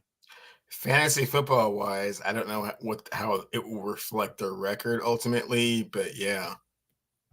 He might QB sneak for I 7 told or you 8. I told you about the game last year, right? When I had all that money on it and he got hurt like at the 2-yard line, and I was just like so relieved, but so sad that I was relieved that someone got hurt because he was going to run into the end zone and cost me a bunch of money. He's very difficult to stop. I mean, but that's why he's hurt. Yeah. He doesn't know how to get down. I mean, hopefully he's learned some things, but if that's your best physical attribute, you're always going to. They got Brock Purdy at the top. In the top, he's number 11. Is that too high? No, you should take him. I know you and him are fans and friends and stuff. You should take Brock Purdy as soon as you can. We should do. You should take Brock Purdy, Cameron. We should do an auction draft this year. What you think? No. Why not? It's too complicated. Like everybody has to be kind of committed to it. Like I'm in one, and everyone is very intense about it. But most people are just cool with the snake draft. I mean, after the 4th round, then it's become like pick your own. I know, but yeah, it's hard. It's hard. After the 4th round, like you gonna say, again, like the participants in the league, I think that they're just better at the snake. The auction is hard. It's like next level.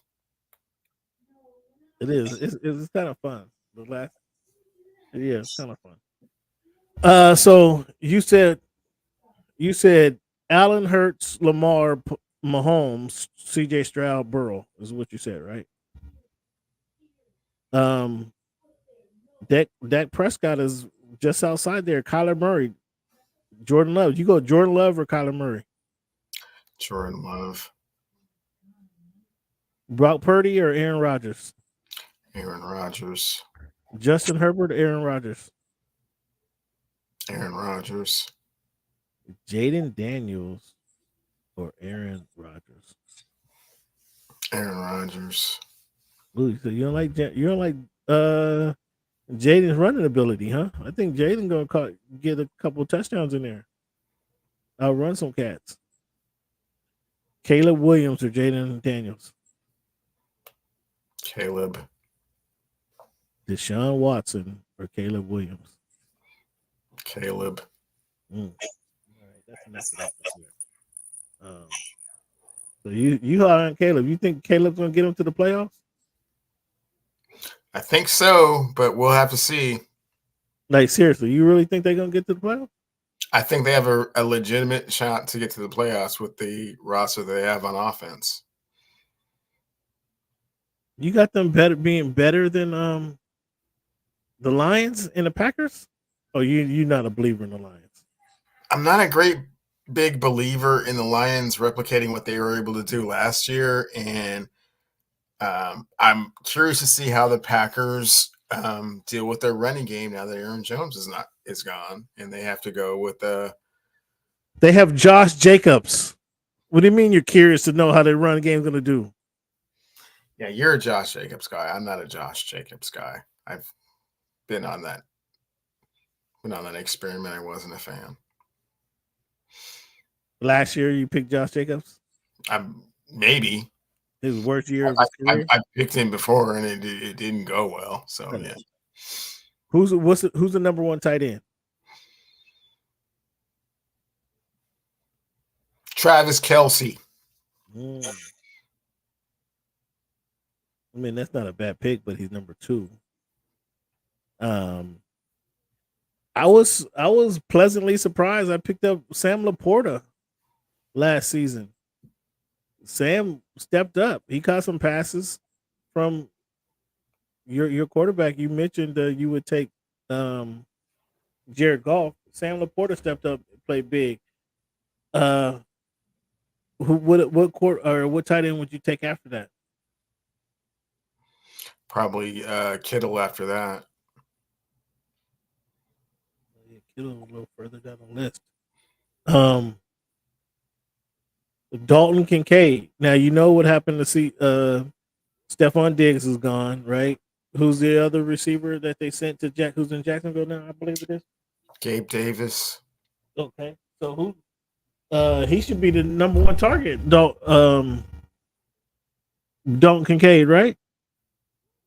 He's number 1 draft pick last year.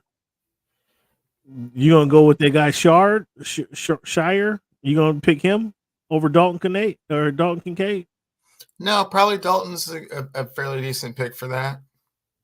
Where does Mark Andrews stand? Mark Andrews healthy, coming off a ankle injury, kind of getting long in the tooth. Where does Mark Andrews stand? Probably right below that. Behind Dalton Kincaid? Yeah. Okay, now, are you a fan of Kirk Cousins? No, not really. He's going to Atlanta, and Kyle Pitts. Do you think he's going to be an upgrade for Kyle Pitts? He'll be an upgrade at quarterback for Kyle Pitts. So I think Kyle Pitts will come out and perform and ball out. No, not really. Oh, you don't think he's any good? No, I think he was highly You think he overrated. maxed out already? The one that we should be talking about is Brock Bowers. Is probably the next one that we should be talking about. Oh, for the Raiders, but I mean, does he know how to get the ball to his tight end like Kirk Cousins does? Is it McConnell or Gardner starting? Oh, you know his name. That's right. You know his name, huh? Hold that thought. I need to grab this cat real quick. Can you hold that thought? You know his name. I'll be right back. Yeah. Kobe. Who would you take, fans? Who's your top tight ends? Hit us up in the chat at _voice of the fans, at _voice of the fans. Who would you take? Who's your top tight end in the fantasy football? You got playing fantasy football this season? Because yeah, my man, he's trying to steer you. He's gonna try to steer you wrong, but I caught him in his tail. At _voice of the fan, hit us up. Let us know how you enjoying the show, how you watching the show. At _voice of the fans on Twitter. Shoot me a subscribe or a like. Let me know that you're watching the show. Let me know you enjoy the show. Let me know. Let me know. Give me some comments and complaints. Give me some feedback, fans. Hit us up. Give us a like. Give us a share. Let your best friends know about the podcast. We do this every week. We bring guys fresh content every week. Let me know if this is something that you guys like or enjoy. What topics would you like to discuss? We usually do the top topics in the NFL, the NBA, MLS, and then some some miscellaneous sports topics. We also have this year we're going to have the Olympics, obviously, so we'll be doing some Olympic conversation as well. What are your favorite Olympic games? This is another question I'm asking. What's your favorite Olympic games to watch? Like to don't know that as well. So tight ends. We're talking about tight ends. Where you taking? First and foremost, fans. He tricked me into saying that Washington State quarterback because he said the wrong name for who Brock Bowers would be catching passes from. So that's why I said his name out loud. Otherwise, I don't really do the wazoo thing. So, oh, I tricked you. You tricked me, yeah.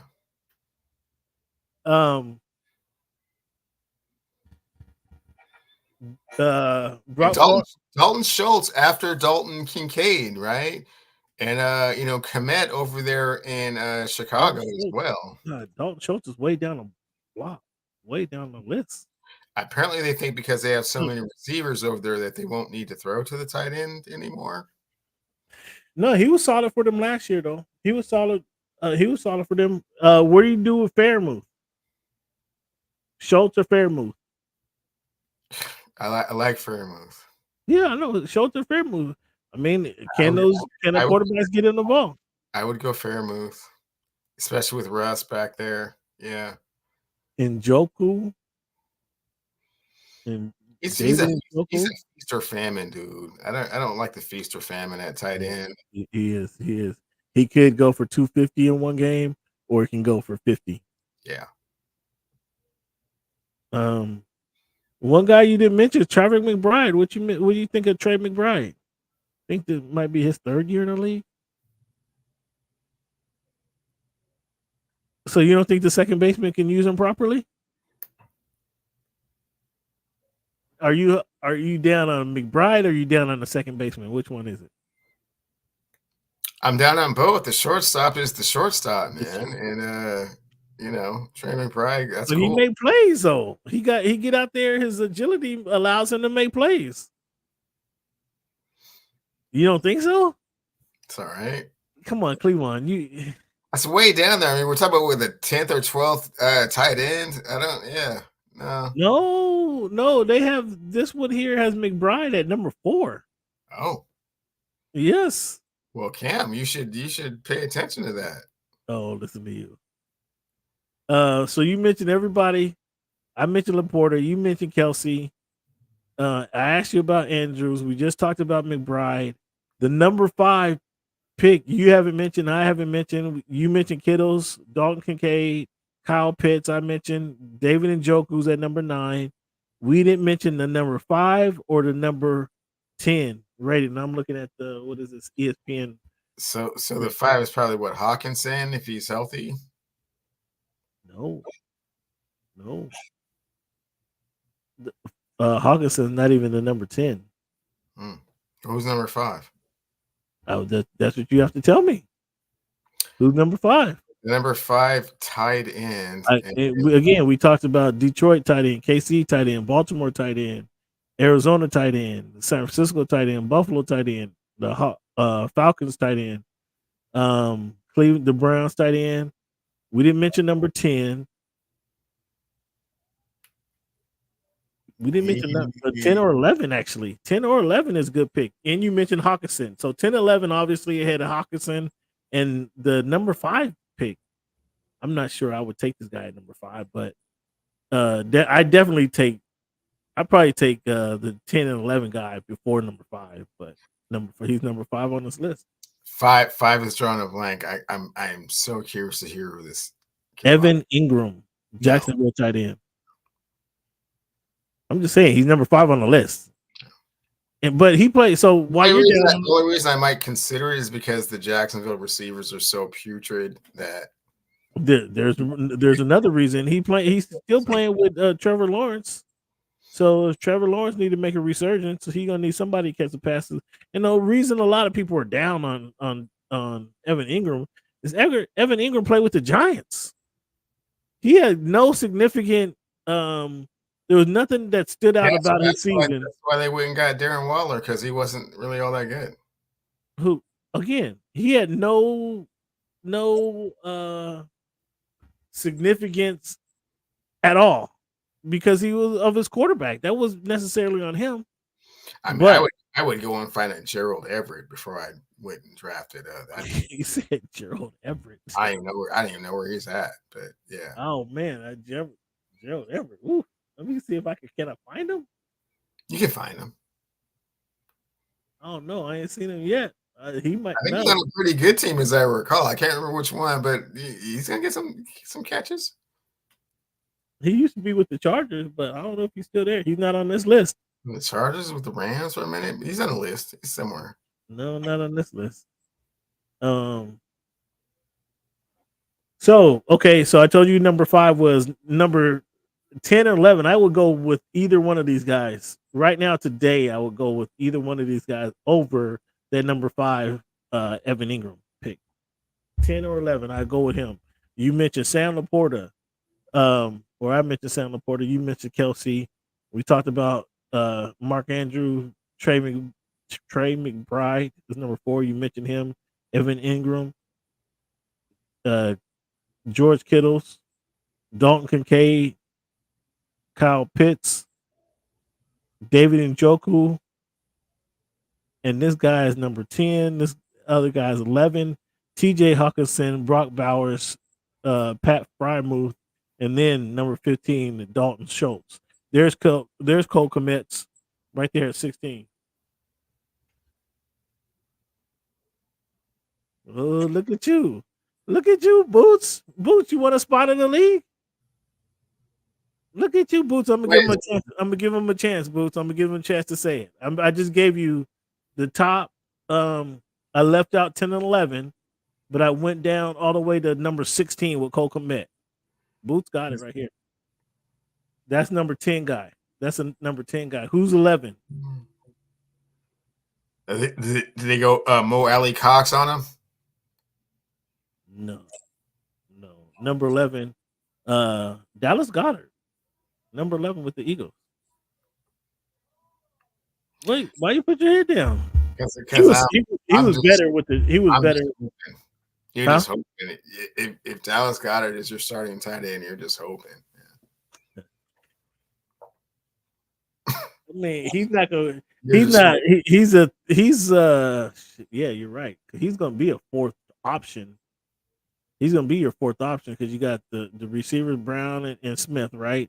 And then you got the running back. So yeah, Goddard is a fourth option that may have a few touchdowns throughout the season. Yeah,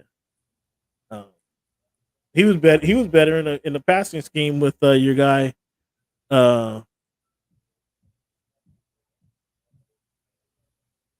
Yeah, the same thing. The same thing. I mean, you might be desperate at taking Goddard. Yeah, you're coping because you waited too long to get a tight end. I mean, but they're still good. They're still good tight ends though. They're still good tight ends, as you mentioned. Fryermuth, Bowers is still there. Dalton Schultz is still there. There's still some good tight ends available. Noah Fant is still there. Noah Fant's gonna be there in a while though, right? Well, I think he's going to be one of the first kind of waiver guys. Oh, you have him not making a block? No, I don't. I mean, there's only 10 teams, right? Everybody gets what, 2 tight ends. I don't know if he's. Yeah. That's fair enough. So we talked about the quarterbacks. Okay, let's get back to our script. We talked about the quarterbacks. Talk about the tight end. No more fantasy football for you guys. Fans, until we have draft day. We're gonna have the draft day. We've done it the last couple of years. We have a live draft, so you guys can see. You guys get war room action. We've had it the last couple of years. Hopefully, we can do the live draft again. But we get live action, and you guys can see how I dominate the draft. I typically dominate the draft. Typically, I dominate the draft. You have to remind me how we do that. It was you the show, and then I go to Yahoo, so I'm not on the show. I don't remember how I do it. Well, you probably want to pick on your phone. Set your. Do I have to pick on my phone? Is that how I do it? I mean, I don't know how you do it, but I can do it from either way on the computer. I can have the show going. I want to do like the show on the phone, and then I don't remember how I do it. It'll come back. Yeah, it'll come in. I'm a winner, so I can multitask, fans. I can multitask.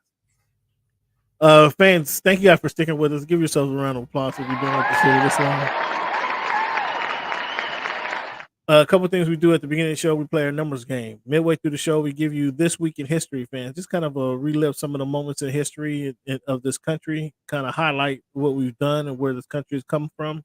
And so I want to give you This Week in History, Cleveland. Cleveland, 17 or excuse me, July 22, 1861, President Lincoln read the first draft of the Emancipation Proclamation to the cabinet. 1861, July 22nd. July 28th, 1868, the Fourth Amendment was passed. It was the Fourth Amendment was adopted actually. 14th Amendment. I make sure I get that right. 14th Amendment was adopted. 7/15, 1976. No, that's not what I want to use. 7/24, 1941, Cleveland. President Roosevelt signed Executive Order 8802, creating a Fair Employment Practices Committee, banning racial discrimination from any defense industry receiving federal contracts. That was President Roosevelt did that. And what did I say? 1941. Cleveland, 7/25, 1970. Charles Cordon were Pulitzer Prize for his play No Place to Be Somebody. That was 1970, 7/25, 1970. Cleveland, 7/25, 1970. Also on the same day, the first warship named for a black person, the SS Leonard Roy Harmon, launched in Quincy, Massachusetts, 1943. Uh, Cleveland, 7/24, 1978. Billy Martin was fired for the first of three times as a manager of the New York Yankees. 7/24, 1984. Cleveland, quarterback for the Pittsburgh Steelers, retired from the National Football League. What was his quarterback name? That was Terry Bradshaw. Cleveland, controversial figure in sports. 7/24, 2005. Lance Armstrong won a seventh consecutive Tour de France. What's your thoughts on old Lance? Survive Lance. Yeah, my thought is that cycling is one of the most corrupt sports that there is. With dirty sports around. But okay, Cleveland. I mean, Live Strong is cool. I mean, he he is a cancer survivor. Let's not get that twisted. But yeah, the things you have to do to win cycling is I mean, come on, your illegal. endurance has to be bananas, man, doesn't it? To win the cycling. I mean, you still have to pedal for 26 miles, don't you? Well, I mean, you certainly do have to do that, but I just do remember, Floyd Landis, professing his innocence. Spilling the beans. But no, I mean, initially, Yeah. I don't remember, professing his innocence and then not being able to give a plausible explanation as to how you got someone else's blood in your body. So, it's kind of weird. Yeah, Landon took a. I mean, Lance Armstrong. He took a shot for that, man. He took it. He took considerable. He took more shrapnel than I thought he would take for. No, I mean he milked it for all it was worth. He did. He always He retired, came back, and continued to do it. But and he always knew what he was doing. What he had done. So eventually he just kind of it just became too much. And he just kind of came clean. But he milked that for every penny. Cleveland, George Brett, 7/24, 1983. What am I gonna say? Jordan Britt. George Brett. Oh, George Brett. Oh, pine tar incident. Yeah. The pine tar was above the label. Yeah, Armstrong did have a precipitous fall from grace. Yeah, quick. That's what I'm saying. Boots, he fell off quick, and he took a lot of anger. And he pissed off a lot of housewives with their move. He was just so arrogant in his defiance, and then he finally had to come clean. But no, the George Brett pine tar incident. Where were you? Do you remember where you were the first time you seen him just I go banana? absolutely remember. I remember my dad just cracking up, could not stop laughing. This dude came out of the dugout uh, with so much fire and brimstone. He was so angry. But didn't the funny thing is about those rants back in the day. He came rushing out of there and did not touch the ref. Did not touch the ref. Like he came out there like he wanted to really get at somebody, and he danced all around them. Now there was people there helping him, right? But he did not. He ran up right up there and did not touch the ref one time. Didn't even bump him. Didn't even chest bump him. So they ejected him. They the Do you remember that Kansas City filed an appeal and they ended up playing the rest of that game? Yeah. Crazy. George Brett. Cleveland, 7/24/1998. Saving Private Ryan, directed by Steven Spielberg, was released 7/24/2000, or excuse me, 1998. Cleveland, how much money did that make in his first weekend? Saving Private Ryan made at least $50 million. No, you'd be wrong. $30.5 million. Oh. So this is pretty peculiar. It made 217 domestically, 2.17 million dollars, but it made $2.6 million internationally. So are war movies making more money outside the country than inside the country? Not necessarily. That one was a World War II base, so maybe a little bit more of a an audience for it. Yeah, it was intense. All right, Cleveland. This is oh, there she go. She want to get on the show? It's Kobe. It's not Coco. It's Kobe. Ouch. It's Kobe. All right. What's your thoughts, Cleveland, on the coach sending the drone, the Canadian coach sending a drone over New Zealand soccer team recording their practice? Cornball stuff, man. I mean, using the technology at her advantage. No, that's some Patriot Belichick stuff, man. Oh, but okay, that's different though, obviously, because they're stopping and they're running plays. How does this help you guys in the game? Like, because they see formations, they see play calls. I mean, it's all the same thing, man. It's information that they can dissect and use at a different time, man. Again, I can see it for the NFL is different because they're stopping, they're recording their lineups, then they see the play. Okay, we see this, they're going to do that. In soccer, I mean, the action is moving so fast. Like, no, there's enough to extract from what it is that they're doing if you're flying a drone over their practice, for sure. Yeah. What is the sport you're most interested in seeing in the Olympics this week? Thanks for getting back to that, Cam. Again, like when we had the show with Tyler Dragon, and I actually got a chance to watch it again. And fans, if you haven't seen it on Netflix, a series called Sprint, it is extraordinary. One of the best documentaries I've kind of seen. You watched the whole thing? How many episodes is that? 6. I saw the first one. Maybe I saw the second one. The second one was more on the ladies, right? Yeah, the second one was more on the ladies. Yeah, it kind of goes back and forth. Yeah.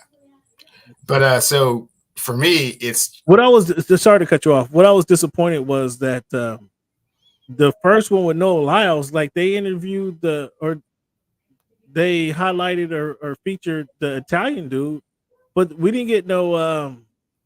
I don't even like the closed caption. We didn't get no interpretation of what dude was saying. That was hard. It was hard for me to follow, not knowing what dude was saying. You follow what I'm saying? What do you mean? Like he was Italian. He was speaking Italian on the thing. I don't speak Italian. Yeah, they had the English translation. No. I don't. Well, to be honest with you, I turned the closed caption. So maybe that's okay. So there is a version where maybe I turned it. I don't like the. Yeah, I didn't see it. I just heard him talking. Um, did you know this about your boy George Brett? Yeah, Um, yeah, I didn't know about that one. So the sprints you're talking about, you want to see the sprints? I am dying to see the track and field, the 100, the 200 men's and women's, the 400 um, for the women's. After that, it's hoop, swimming, and tennis probably. No boxing? No, because I don't really like the amateur rules, and I've always been kind of turned off after Roy Jones got robbed. I don't really watch it anymore. Okay, this is the first year they got breakdancing. Are you gonna watch the breakdancing? Yeah. I don't think the United States is going to win, but I will watch. That's absolutely stupid. Like, how are they? How are they gonna have breakdancers? And I bet they're gonna have Asian kids out there. Oh, the Japanese cats are off the hook, man. I believe they are the favorites. I don't remember. But no, I'm talking about for Americans. For Americans, they're not gonna have.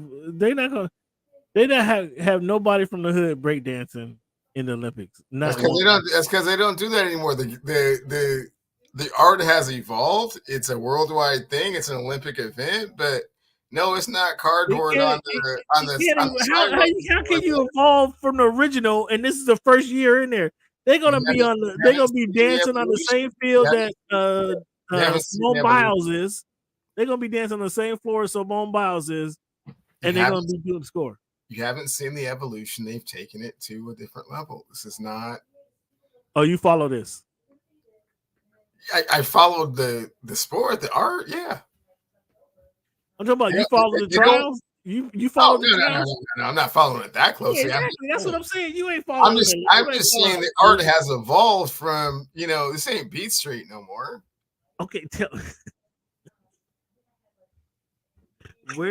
when is the last time you see anybody breakdancing? Then tell me that. Answer that one for me. Probably at a halftime game or halftime show of an NBA game.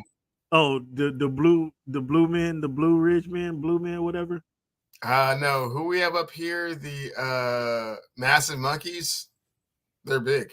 I think they might even be at the Olympics, to be perfectly honest with you. Oh, see, they taking anybody. Yeah, Turbo and Ozone, they wouldn't know what to do.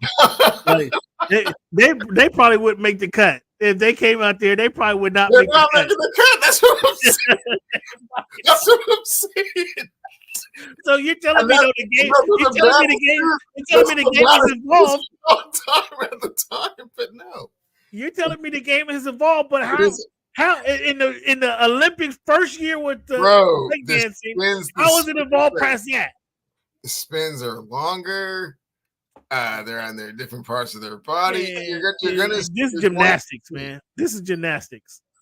It's gonna be some gymnastics out there. I guarantee you. They're gonna be doing flips and it's going to be like, here's what it's going to be like, Cam. It's going to be like when you used to go out on your BMX bike and you used to take like a big hill and be like, "Ooh, I got off that big hill," and then you see the X Games, right. It's like, oh wow, did he just spin the bike around like 2 times? The X Games is legit. No. I'm not buying that. I'm not going for that. I'm talking about the evolution. I'm talking about the evolution of like when you used to ride bikes to what they're doing now. That's what breakdancing is going to look like to you. No. You think? Yeah. I'm gonna have to tune in. And who's interested in tuning in to see some breakdancing? Because I'm gonna have to see what they're talking about. That you get a medal in. I mean, you get to come to the village for crying out loud. I feel it. I understand it's anytime you come to the village, it is a privilege beyond belief, man. You're missing what I'm saying. You're missing. How are they gonna have these kids breakdancing? And it looked nothing like actual breakdancing. It's going to have some semblance to what you recall, but I mean there are all these other they're gonna be up rocking. They're gonna be up rocking. They're gonna be doing the helicopter. Oh, they'll still do the helicopter, but they'll do the helicopter and then go all the way up and spin on their head and then do some other weird stuff, and you'll be like, wow, all from the helicopter? That's crazy. You won't recognize it, bro. And ain't not one of them been on a piece of cardboard with No, the nylon jacket. they might do it just for just kind of like the show, just kind of like like the throwback. But yeah, no, they're way past Who a brought? piece Who was of that? cardboard. I think it was in one of the verses. Didn't Big Daddy Kane bring out the break dancers in one of the verses? The Oh, maybe. Rock Steady Crew, or something like that. Yup. I bet not one of those guys got an Olympic tryout. Got even a tryout to the Olympics. They did not. So how the hell is it breakdancing? How's it breakdancing? It's just not the breakdancing that you're used to, man. That's all. Cleveland, I see you all bought in. Cleveland's all bought into the breakdancing. Okay. The opening were you tuned in to the opening ceremonies not only because your girlfriend asked you to come watch? Will you willingly tune into the opening ceremonies? Cam, I'm not 100% sure. Oh, you don't want to see LeBron bring it walk in with the flag?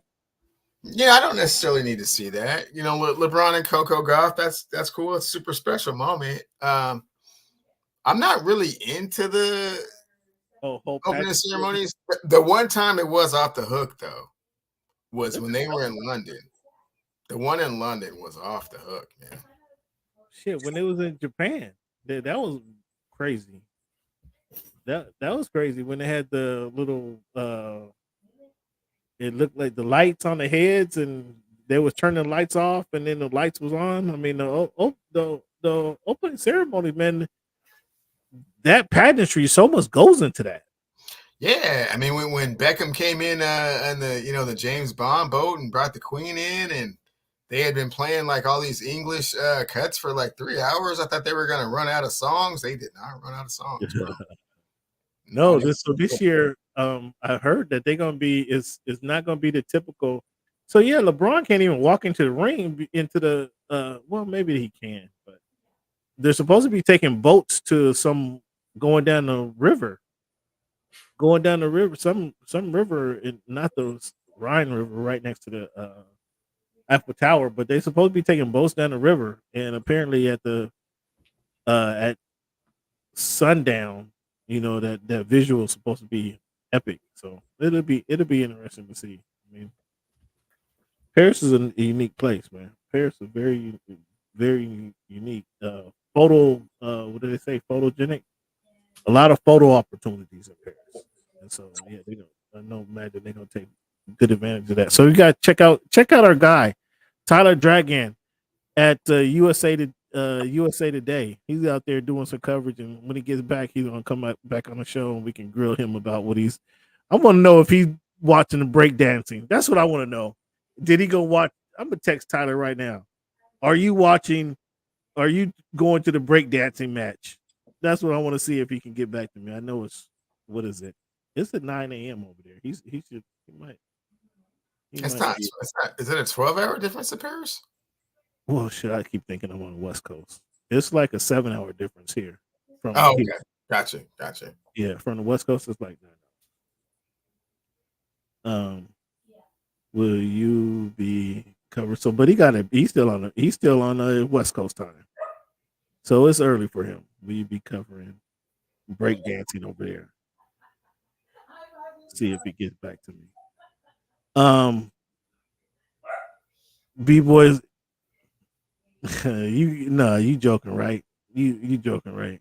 I'm not sure what the categories are, man, but it's probably individual and group, I would assume.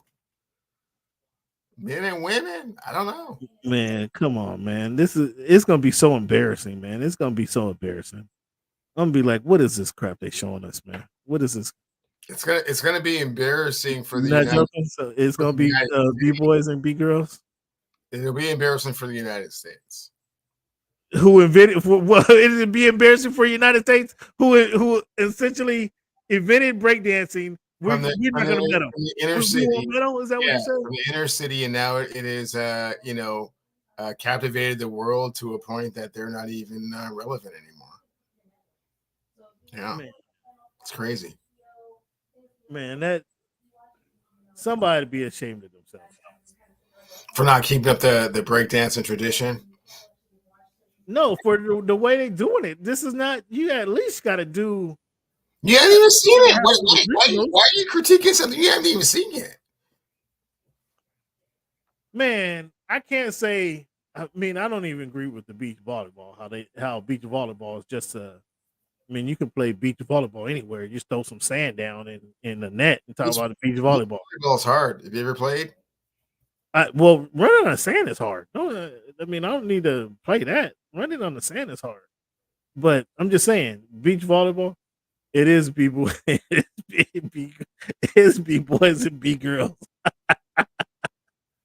That's hysterical, man. Come on. I mean, they gonna be.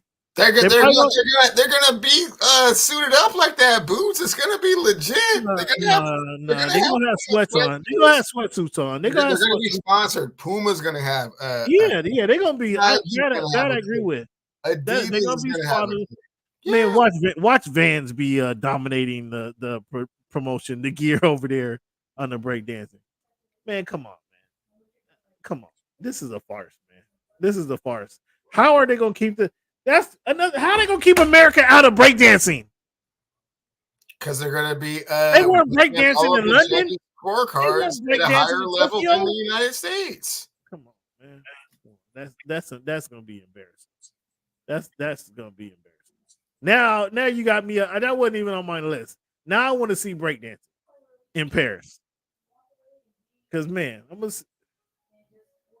I'm already ashamed of what's this gonna look like. Just don't be disappointed when they get the bronze, man, or if they don't medal at all. You're already telling me they're not. It's gonna be a different sport.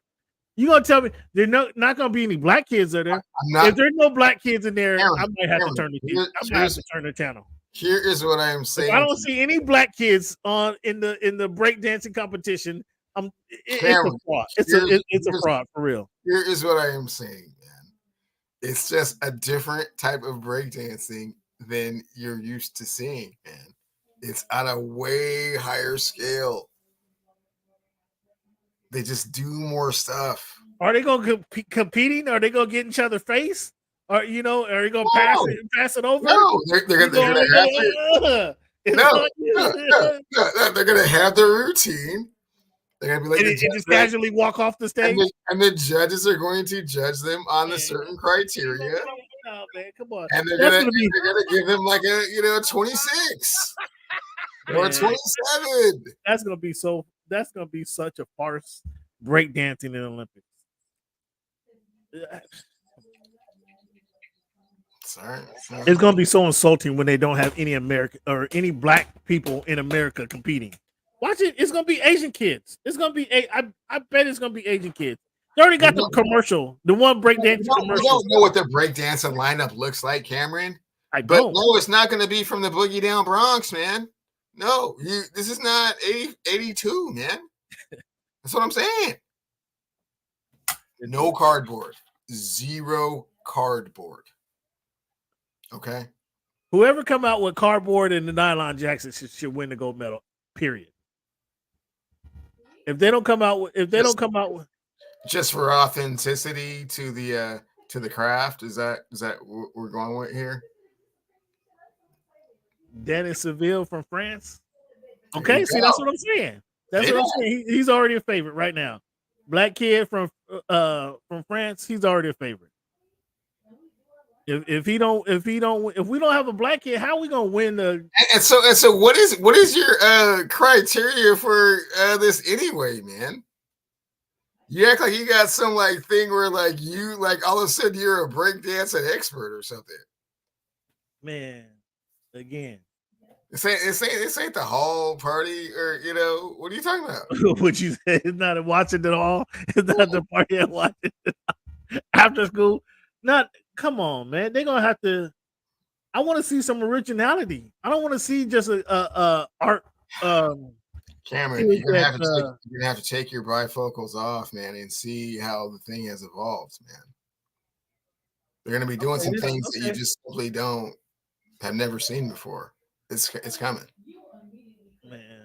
I'm gonna have to look him up. I see the black dude. I see the old black dude right now. Technique, vocabulary, execution, musical originality. Again, if they don't Okay. have if they don't have if they don't have a boombox, boots, they don't have a boombox and somebody press play. I mean, they should be eliminated. What you think, Boots? They don't have a boombox and somebody has to press play, and then they got two guys guarding a boombox. They should be eliminated from the breakdancing competition. And then when the one cassette tape stopped, they needed to have somebody on the other side to push play. Somebody, one of those dudes guarding the tape, guarding the boombox, pull out a brand new cassette and slip it in there. Boom. Man. All right, Cleveland. You don't have to start a fire in the living room to keep warm anymore, Cameron. You can just turn on other things. Yeah. And then I was saying somebody need the radio right here. 8 double D batteries, huh? Yeah. Yeah, with the double D batteries, yes. That Olympic your country is paying for. On your shoulder? No, they don't have to do all that. Again, if you don't have a boombox and you kept and press play, you put it down and press play, you should be automatically eliminated. If you don't have the cardboard with the nylon jacket, you're eliminated. I mean, those are minimum attributes to breakdancing. I don't want to see no Gore-Tex jacket. I don't want to see the knee pads on the dudes when they break. I don't want that ain't it. That ain't it. We need some originality out there. I don't want to hear no techno music when these guys are dancing either. We can't have no techno music in breakdancing. Not quite sure where you found the soapbox to get on to talk about breakdancing, but this wasn't even my intention. We just start talking about it, and you telling me it's going to be something totally different. I'm just saying some of the prerequisites the breakdancing team needs to have to be considered gold medalist breakdancing.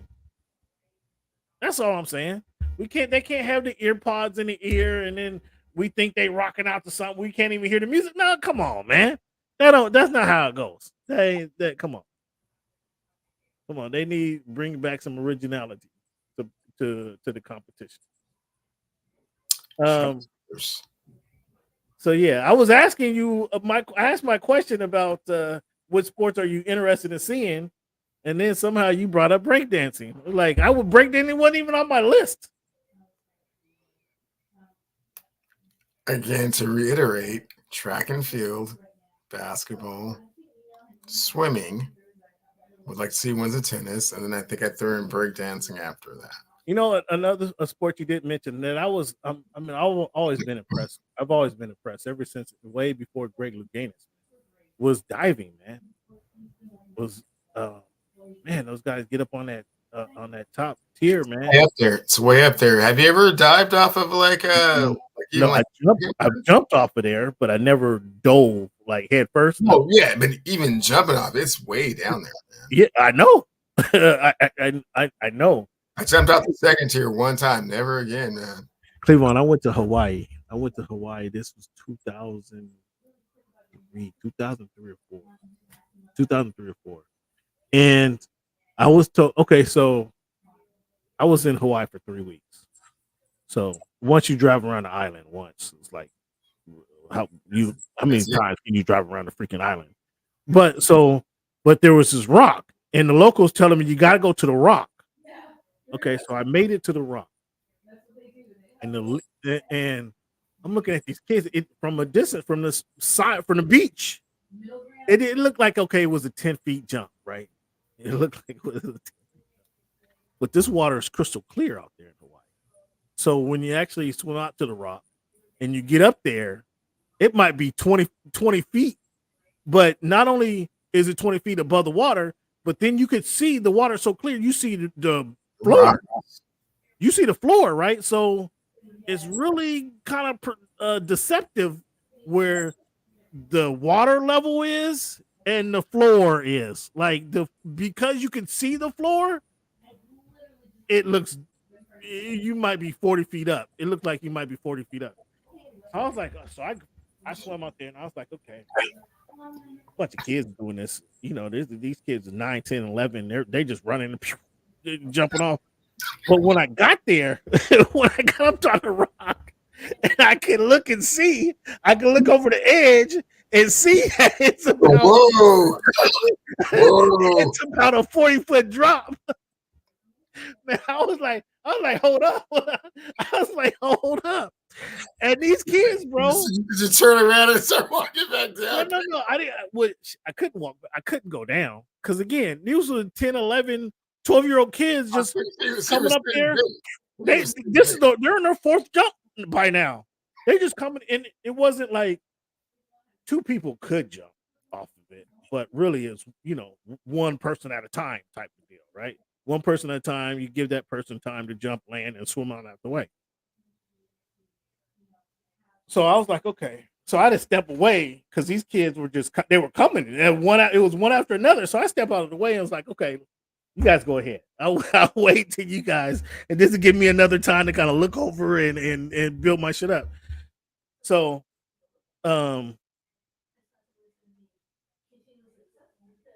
so I finally, okay, now I'm gonna jump. So again, I was probably 20 feet up. I didn't dive. I jumped. These kids are doing flips and their belly flopping and all this shit. I was like, no, I just want to jump. Then I'll just jump and I'll land and get over. Man, so I jumped and I had no bearing of where I was. Like, I'm thinking I'm gonna jump and hit the water. Jump, hit the water. I jump, I'm in the air. It feels like 10 seconds. And I start flailing around and I hit the water on my back. Wow. Even I was done right there. I could have went to sleep right there at that very moment. I could have went to sleep. But like now I gotta swim 40 feet to the shore. I swam to the shore, man. One thing I hate is wet. I hate wet sand. I cannot stand wet sand. So I'm already struggling when I get to the shore, and then I got to walk to my towel, and then I got sand all on my feet in between.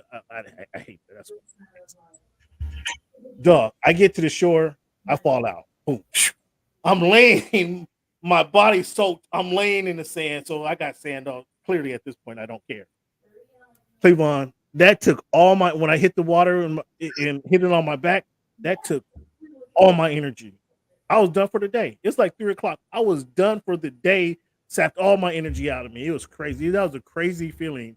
And then I'm just watching these kids just jump again like a routine. Yeah. And the lady one of the parents come over. Oh, isn't that so fun? They look like they're having so much fun out there. Yeah, I'm like, nah, like I'm ready. I'm ready to get back to the hotel, man. I'm ready to get back to the hotel, get to the bar. That was the weirdest experience, man. I jumped and took all my energy. It was done.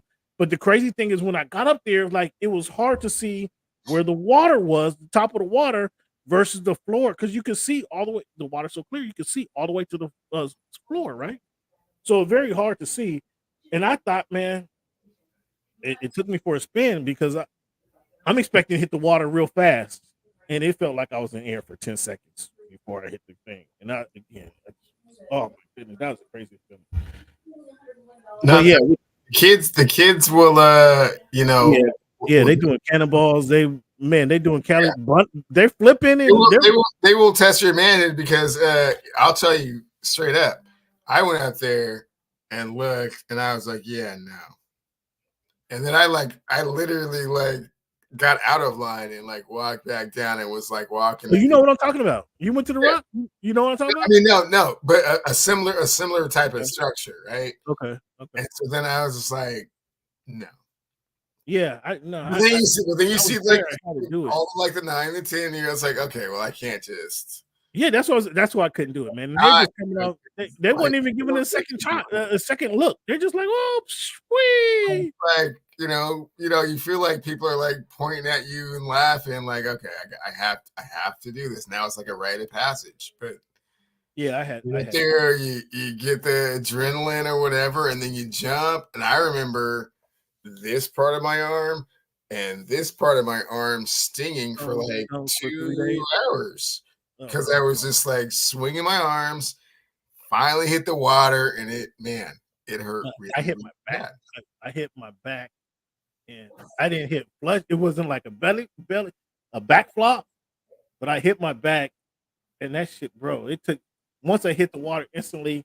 I went from a 92% energy percent level to about a 22 energy percent level. Again, as I mentioned, I got to the shore. I just laid down. I just laid down. I couldn't move. It took me 20 minutes before I can get to the car, get a water, and then get all the sand. Again, I got in the car with sand on me, and I cannot stand sand, just wet sand, like really wet sand. Period. I don't like that on my feet. It was all on my back. It was everywhere. I turned the car in a week later with sand all in the car. That's how bad. That's how much sand was just everywhere. It was crazy. It was crazy. It was Cleveland, thoughts on the Big 12, man, this year. Obviously you guys, the Huskies just spurned the little brother and just just left him at the altar kind of. Just you guys just did you in Oregon, man. You guys no love for your in-state brethren. There's no love at all. Yeah, it is what it is, man. Left him in Pullman. Sorry. We had to move on, and they just weren't part of the the future. But going forward, that game in Happy Valley sounds interesting. Apparently they're doing the whiteout.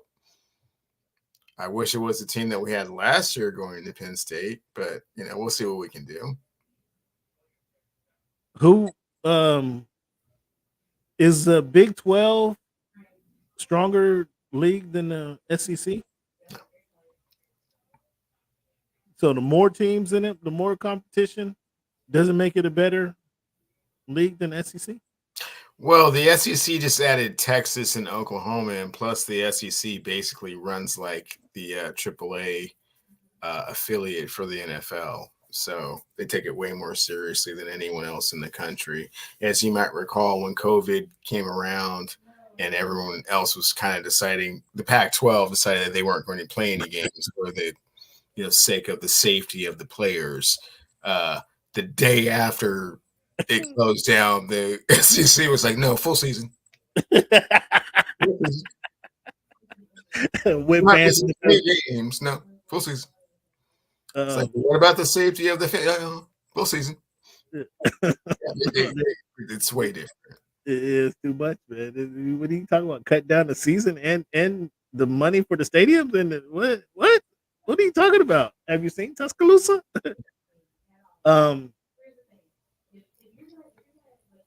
So who wins the Big 12? Ohio State. Oregon? You can't even fix your mouth to say Oregon is going to be in the championship game? Honestly, what I think is going to happen, because I don't really actually know how the scheduling is playing out, is that no one's going to go undefeated through the Big 12. I mean, it's just not a thing. Like through the Big 10, excuse me. Well, they're going to be. I mean, going undefeated is not that important, is it? It's not. Well, you said who's going to win it, so we're assuming that there has to be a conference championship, right? At some point. Yeah, but what I'm saying is, there's going to have to be a conference champ. Somebody has to win the league. Yes, obviously. But with 12 teams now making the playoffs, going undefeated is not. Yeah, it's not the same thing. But who's going to win the conference? I think Ohio State's going to win it. Okay. It's going to take a minute for the Pac-12 teams that are coming over: SC, Oregon, get adjusted. UW, and who's the fourth one? UCLA. Yeah, it's going to take a minute. You think? At least a season, yeah. I mean, but the Pac-10 always played Pac-12, whatever. They always played the Big Ten, at least in the Rose Bowl. So it's, I mean, they saw them. It's not like these guys are complete foreigners. No, and I don't think that the level of competition is like, you know, in any way superior, but like the top upper echelon of that division or that conference, your Ohio State, your Michigan, your Penn State, it's going to be a problem. Interesting. So you think? Well, we'll have to see. We'll have to measure that as we get closer. But we got college football coming right around the corner. And does Bama make the playoffs? You expect Bama to make the playoffs? Oh, yeah. With 12 teams, for sure. All right, man. So let's jump into the Major League Baseball. They had their Hall of Fame announcements. How odd is that? Like, why couldn't they done this a week earlier during All-Star weekend? Before Home Run Derby. We're gonna name our Major League Baseball Hall of Famers. Like before the All-Star game. Like we're gonna name our Hall of Famers. So like at least the NFL does it. Is it the NFL? Yeah, the NFL has their the Hall of Fame. They name them early, then they have the Hall of Fame game, and they talk to the Hall of Famers. They could have did the Hall of Fame, the induction on Saturday during the home run hitting contest or the All-Star game. You'd have chatted it up with the Hall of Famers. Like they do it a week later when what? Yeah, no, I know this goes back to your affinity for All-Star games, but no, the Hall of Fame is in Cooperstown. They do it separate. It has nothing to do with the present talent on the But field. what I'm saying is, Cleveland, did you? Obviously, you knew who was inducted, but there was no ceremony at all. There was no kind of it just came out of nowhere. You get a notification on your phone. Oh, these guys inducted into the Hall of Fame. What? Well, when was the induction? Was there a speech? What did they just announce it? Did they just mail Yeah, stuff to their house? they give a speech. They do all of that, just like any other Hall of Fame. But again, it's not tied into the. If you do it a week earlier, you have baseball fans But none of the other Hall of Fames are tied into the All-Star game. Not a single one. Fair point. If you do it earlier when the Major League Baseball has people intrigued about what Major League Baseball is doing, that might be a better time to announce or just have the announcement. These players were inducted to the Hall of Fame. Like it just seems so random that a week later they have this announcement. It just seems to me, a novice baseball fan, it just seems so random that they have it. Do they always have it this late in middle of July? You know, I believe that the induction is typically around the same time. Because I was watching Pardon the Interruption, and they said 8 years ago, I think today, Ken Griffey was inducted into the Hall of Fame with the highest percentage ever. So it's right around the same time. It just seems so random. Like there's zero time. Jim Leland gets in. Adrian Beltre, former Mariner, right? Well, he played for the Mariners a couple of years. He wasn't good when he was with us, but yeah. Joe Mauer and Todd Helton. Wasn't Todd Helton a quarterback at Tennessee? Was it? And then he's not. No, I'm not going to the NFL. I'm gonna be a pitcher. What did he? Did he? He didn't pitch. He didn't pitch. Did he? He was an incredible hitter. You agree with all four of those getting in? You know, Cooperstown has such a different criteria, and it's so stringent that I'm kind of like whatever. I mean, all those guys can get in, but there's all of this controversy about the other players that aren't in. So, who should have been in? Who got the snub? Well, I mean, there's all the players from the late '90s, early 2000s that aren't in. Well, the steroid era. Color what you're calling it, but I mean, yeah, there's a lot of Was players. not the steroid. It was not the steroid era. Was it not Mark McGuire and Andrew Steen? I don't think Mark McGuire is a Hall of Famer. I was referring to more players like Roger Clemens, Barry Bonds, Pete Rose still ain't in. So players of that. Wait, back up. You don't think Mark McGuire is a Hall of Famer? The guy who held the single season home run record is not a Hall of Famer? Come on. Dude. Like, he came in the league hitting home runs. He went out of the league hitting home runs. Like, how is that? Where is he on the? I don't even know, but where is he on the home run list? He's in the top 10, ain't he? No, he's way down. He's not top 10? No, 50, maybe. Nah, not 50, is he? Yeah. You got Mark McGuire, not so 98 meant 0 to you? Is Sammy Sosa a Hall of Famer? Sammy Sosa can't be a Hall of Famer if you don't have Mark McGuire in the Hall of Fame.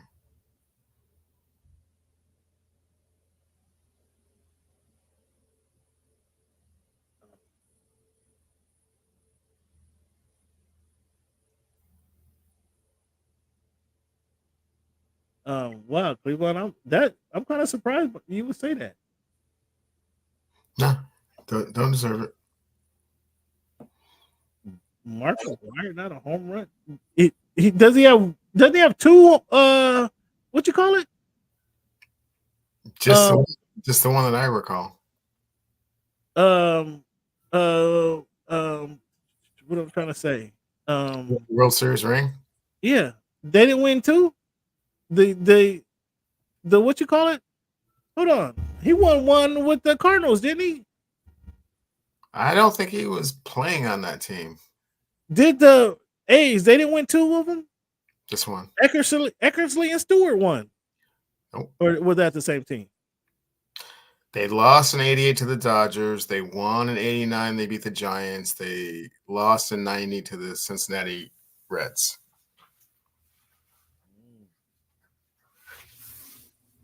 Just the one. And he didn't win with the what you call it? I'm not 100% sure that he wasn't on one of those Cardinals teams, but I thought that was a little bit later. That he wasn't still on it, but yeah. Booth. Okay. I thought he won one with the what you call it? With the Cardinals. I mean, he played. Pujols has two, but I don't think he was on either one of those teams with him. Okay. Is he a Hall of Famer, Boots? You got Mark McGuire Hall of Famer, or you with Cleveland? No. I'm surprised by that. Did you see the J-Rod special on Fox? I didn't know J-Rod was a thing. You don't even know who I'm talking about, do you? If you're talking about the no-fly zone, Julio Rodriguez, are you talking about? Yeah. Okay. No, I didn't see the special, but I'm sure it was fantastic. I mean, now the Mariners fans, if you can just look at the highlights, watch that video on replay now because he ain't on the field.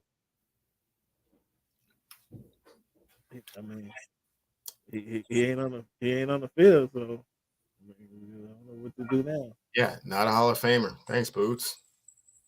Paul Skeens, you okay with Paul Skeens going 8 1/3 before he got rocked? Yeah. Yeah, I like that too. Put him out there. Put him out there. Let's see what we can get out of him. He's a young dude.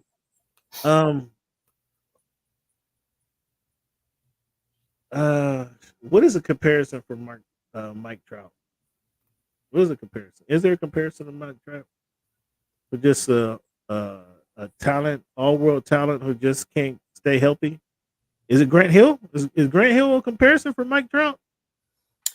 I would say probably we can say in the same sport and say probably like a Miguel Cabrera type. Well, Miggy got he'd be hit over 400, didn't he? Like, no one's ever hit over 400. Well, he did win the Triple Crown, but he was a player that was kind of always kind of oft injured after that. I mean, Mike Trout's done some major things in this sport, but Has he? Yeah, he always get off to a hell of a season. He's been a hell of a start to the couple season. times, but I mean, he's won MVP a couple times. Yeah, and he just stuck playing for the Angels. What are the teams to watch this second half of the season? Because they're not the Mariners is not on that list. Who are you looking at? Houston now? Now that Houston got the number 1 seed in the American League West, are they just gonna ride that wave all the way to the Dodgers, Yankees, Phillies? So back to the big boys, huh?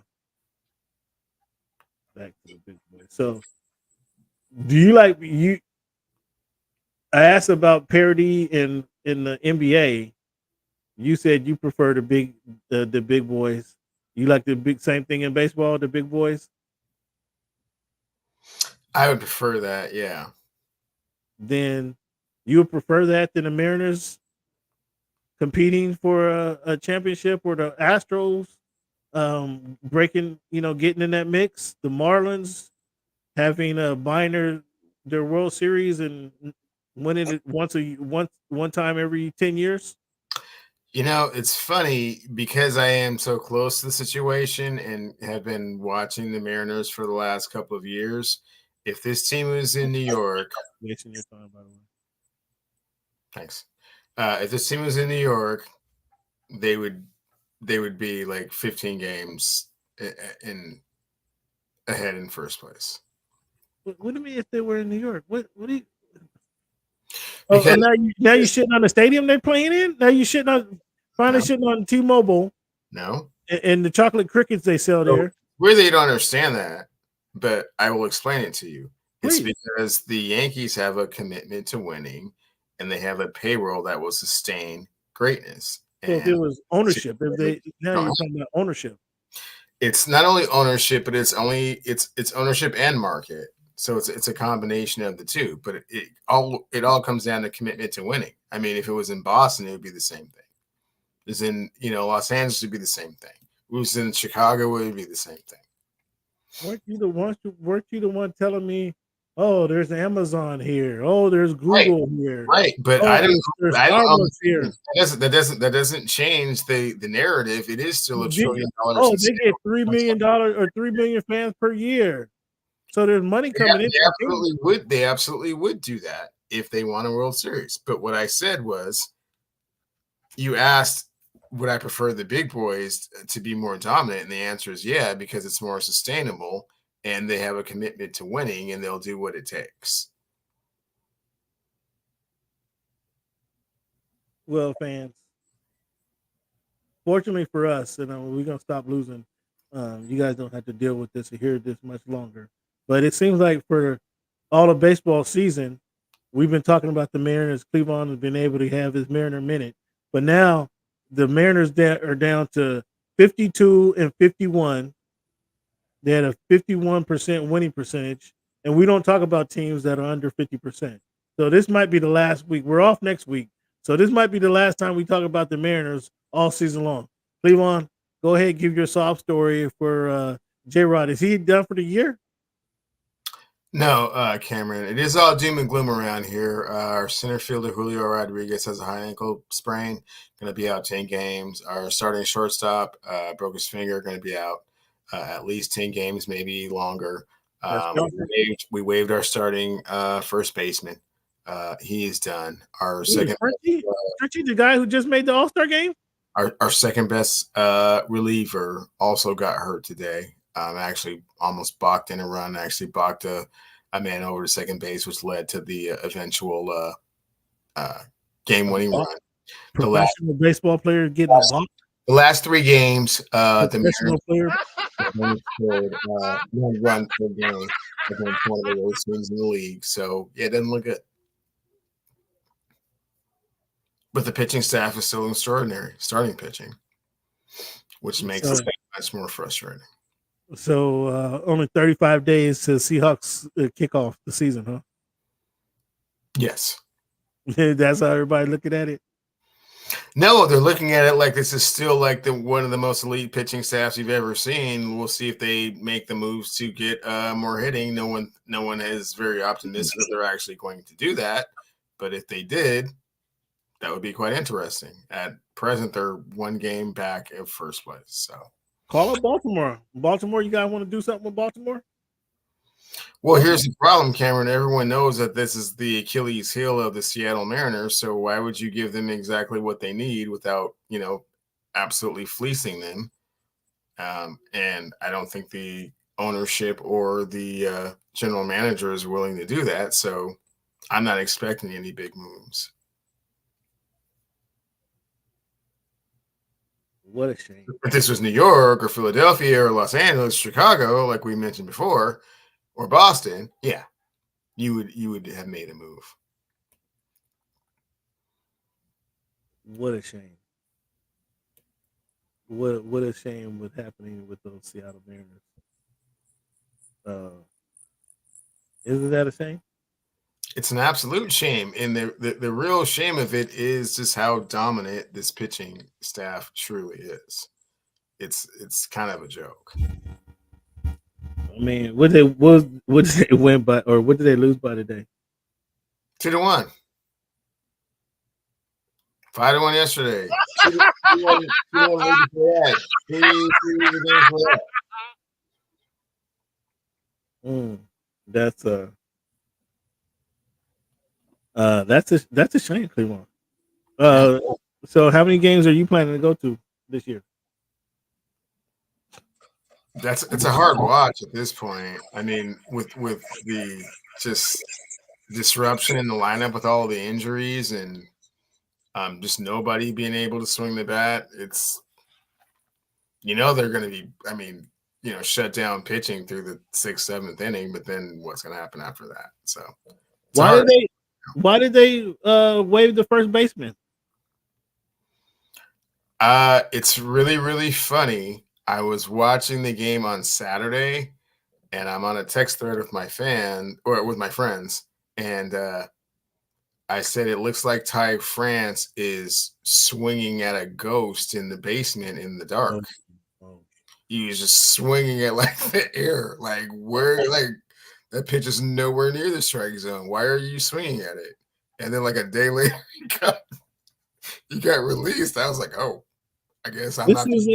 And this is your recent All-Star, wasn't it? Like 3 years ago. Well, that's too bad. That's too bad. See a Mariners fan. Go there, eat some chocolates, eat some chocolate critters. What are they? Chocolate crickets. Are they serving them with nuts now? Cameron, I've never had these crickets that you keep talking about. I mean, I know they have them, but no, I have not had them, so I don't understand, or I can't, clarify how they're served. All right, well, get some seats on the 3rd level on the first base side, and you'll have a wonderful view of the Puget Sound. Okay, thanks, Cam. And then you can, bring. I appreciate you pointing out all the amenities of T-Mobile Park, which there's nothing worth looking at on the field. Maybe you know what? So maybe by September, the Metro League can start playing their games there. The high school teams can start playing there, and then you guys might fill up the stadium. Let the local high school teams play there, and then family, friends come out to the stadium. Man, that sounds like a plan to me. What do you think? Because the Mariners stink. And that ain't nothing new, but the Mariners stink out loud. You know that. You're certainly giving you, plenty of ammunition to continue with your campaign against them. So, Cleveland, they've had 4 winning seasons in 40 years. I don't know why you guys keep going to the stadium. I don't get it. I don't know why you Mariners fan, I don't know how you guys keep going to the stadium, buying up gear. They've had 4 winning seasons in 40 years. They've had more than that, but that's okay. I see. Actually, they haven't. Like, I see where you're going with that, but they have had more than that.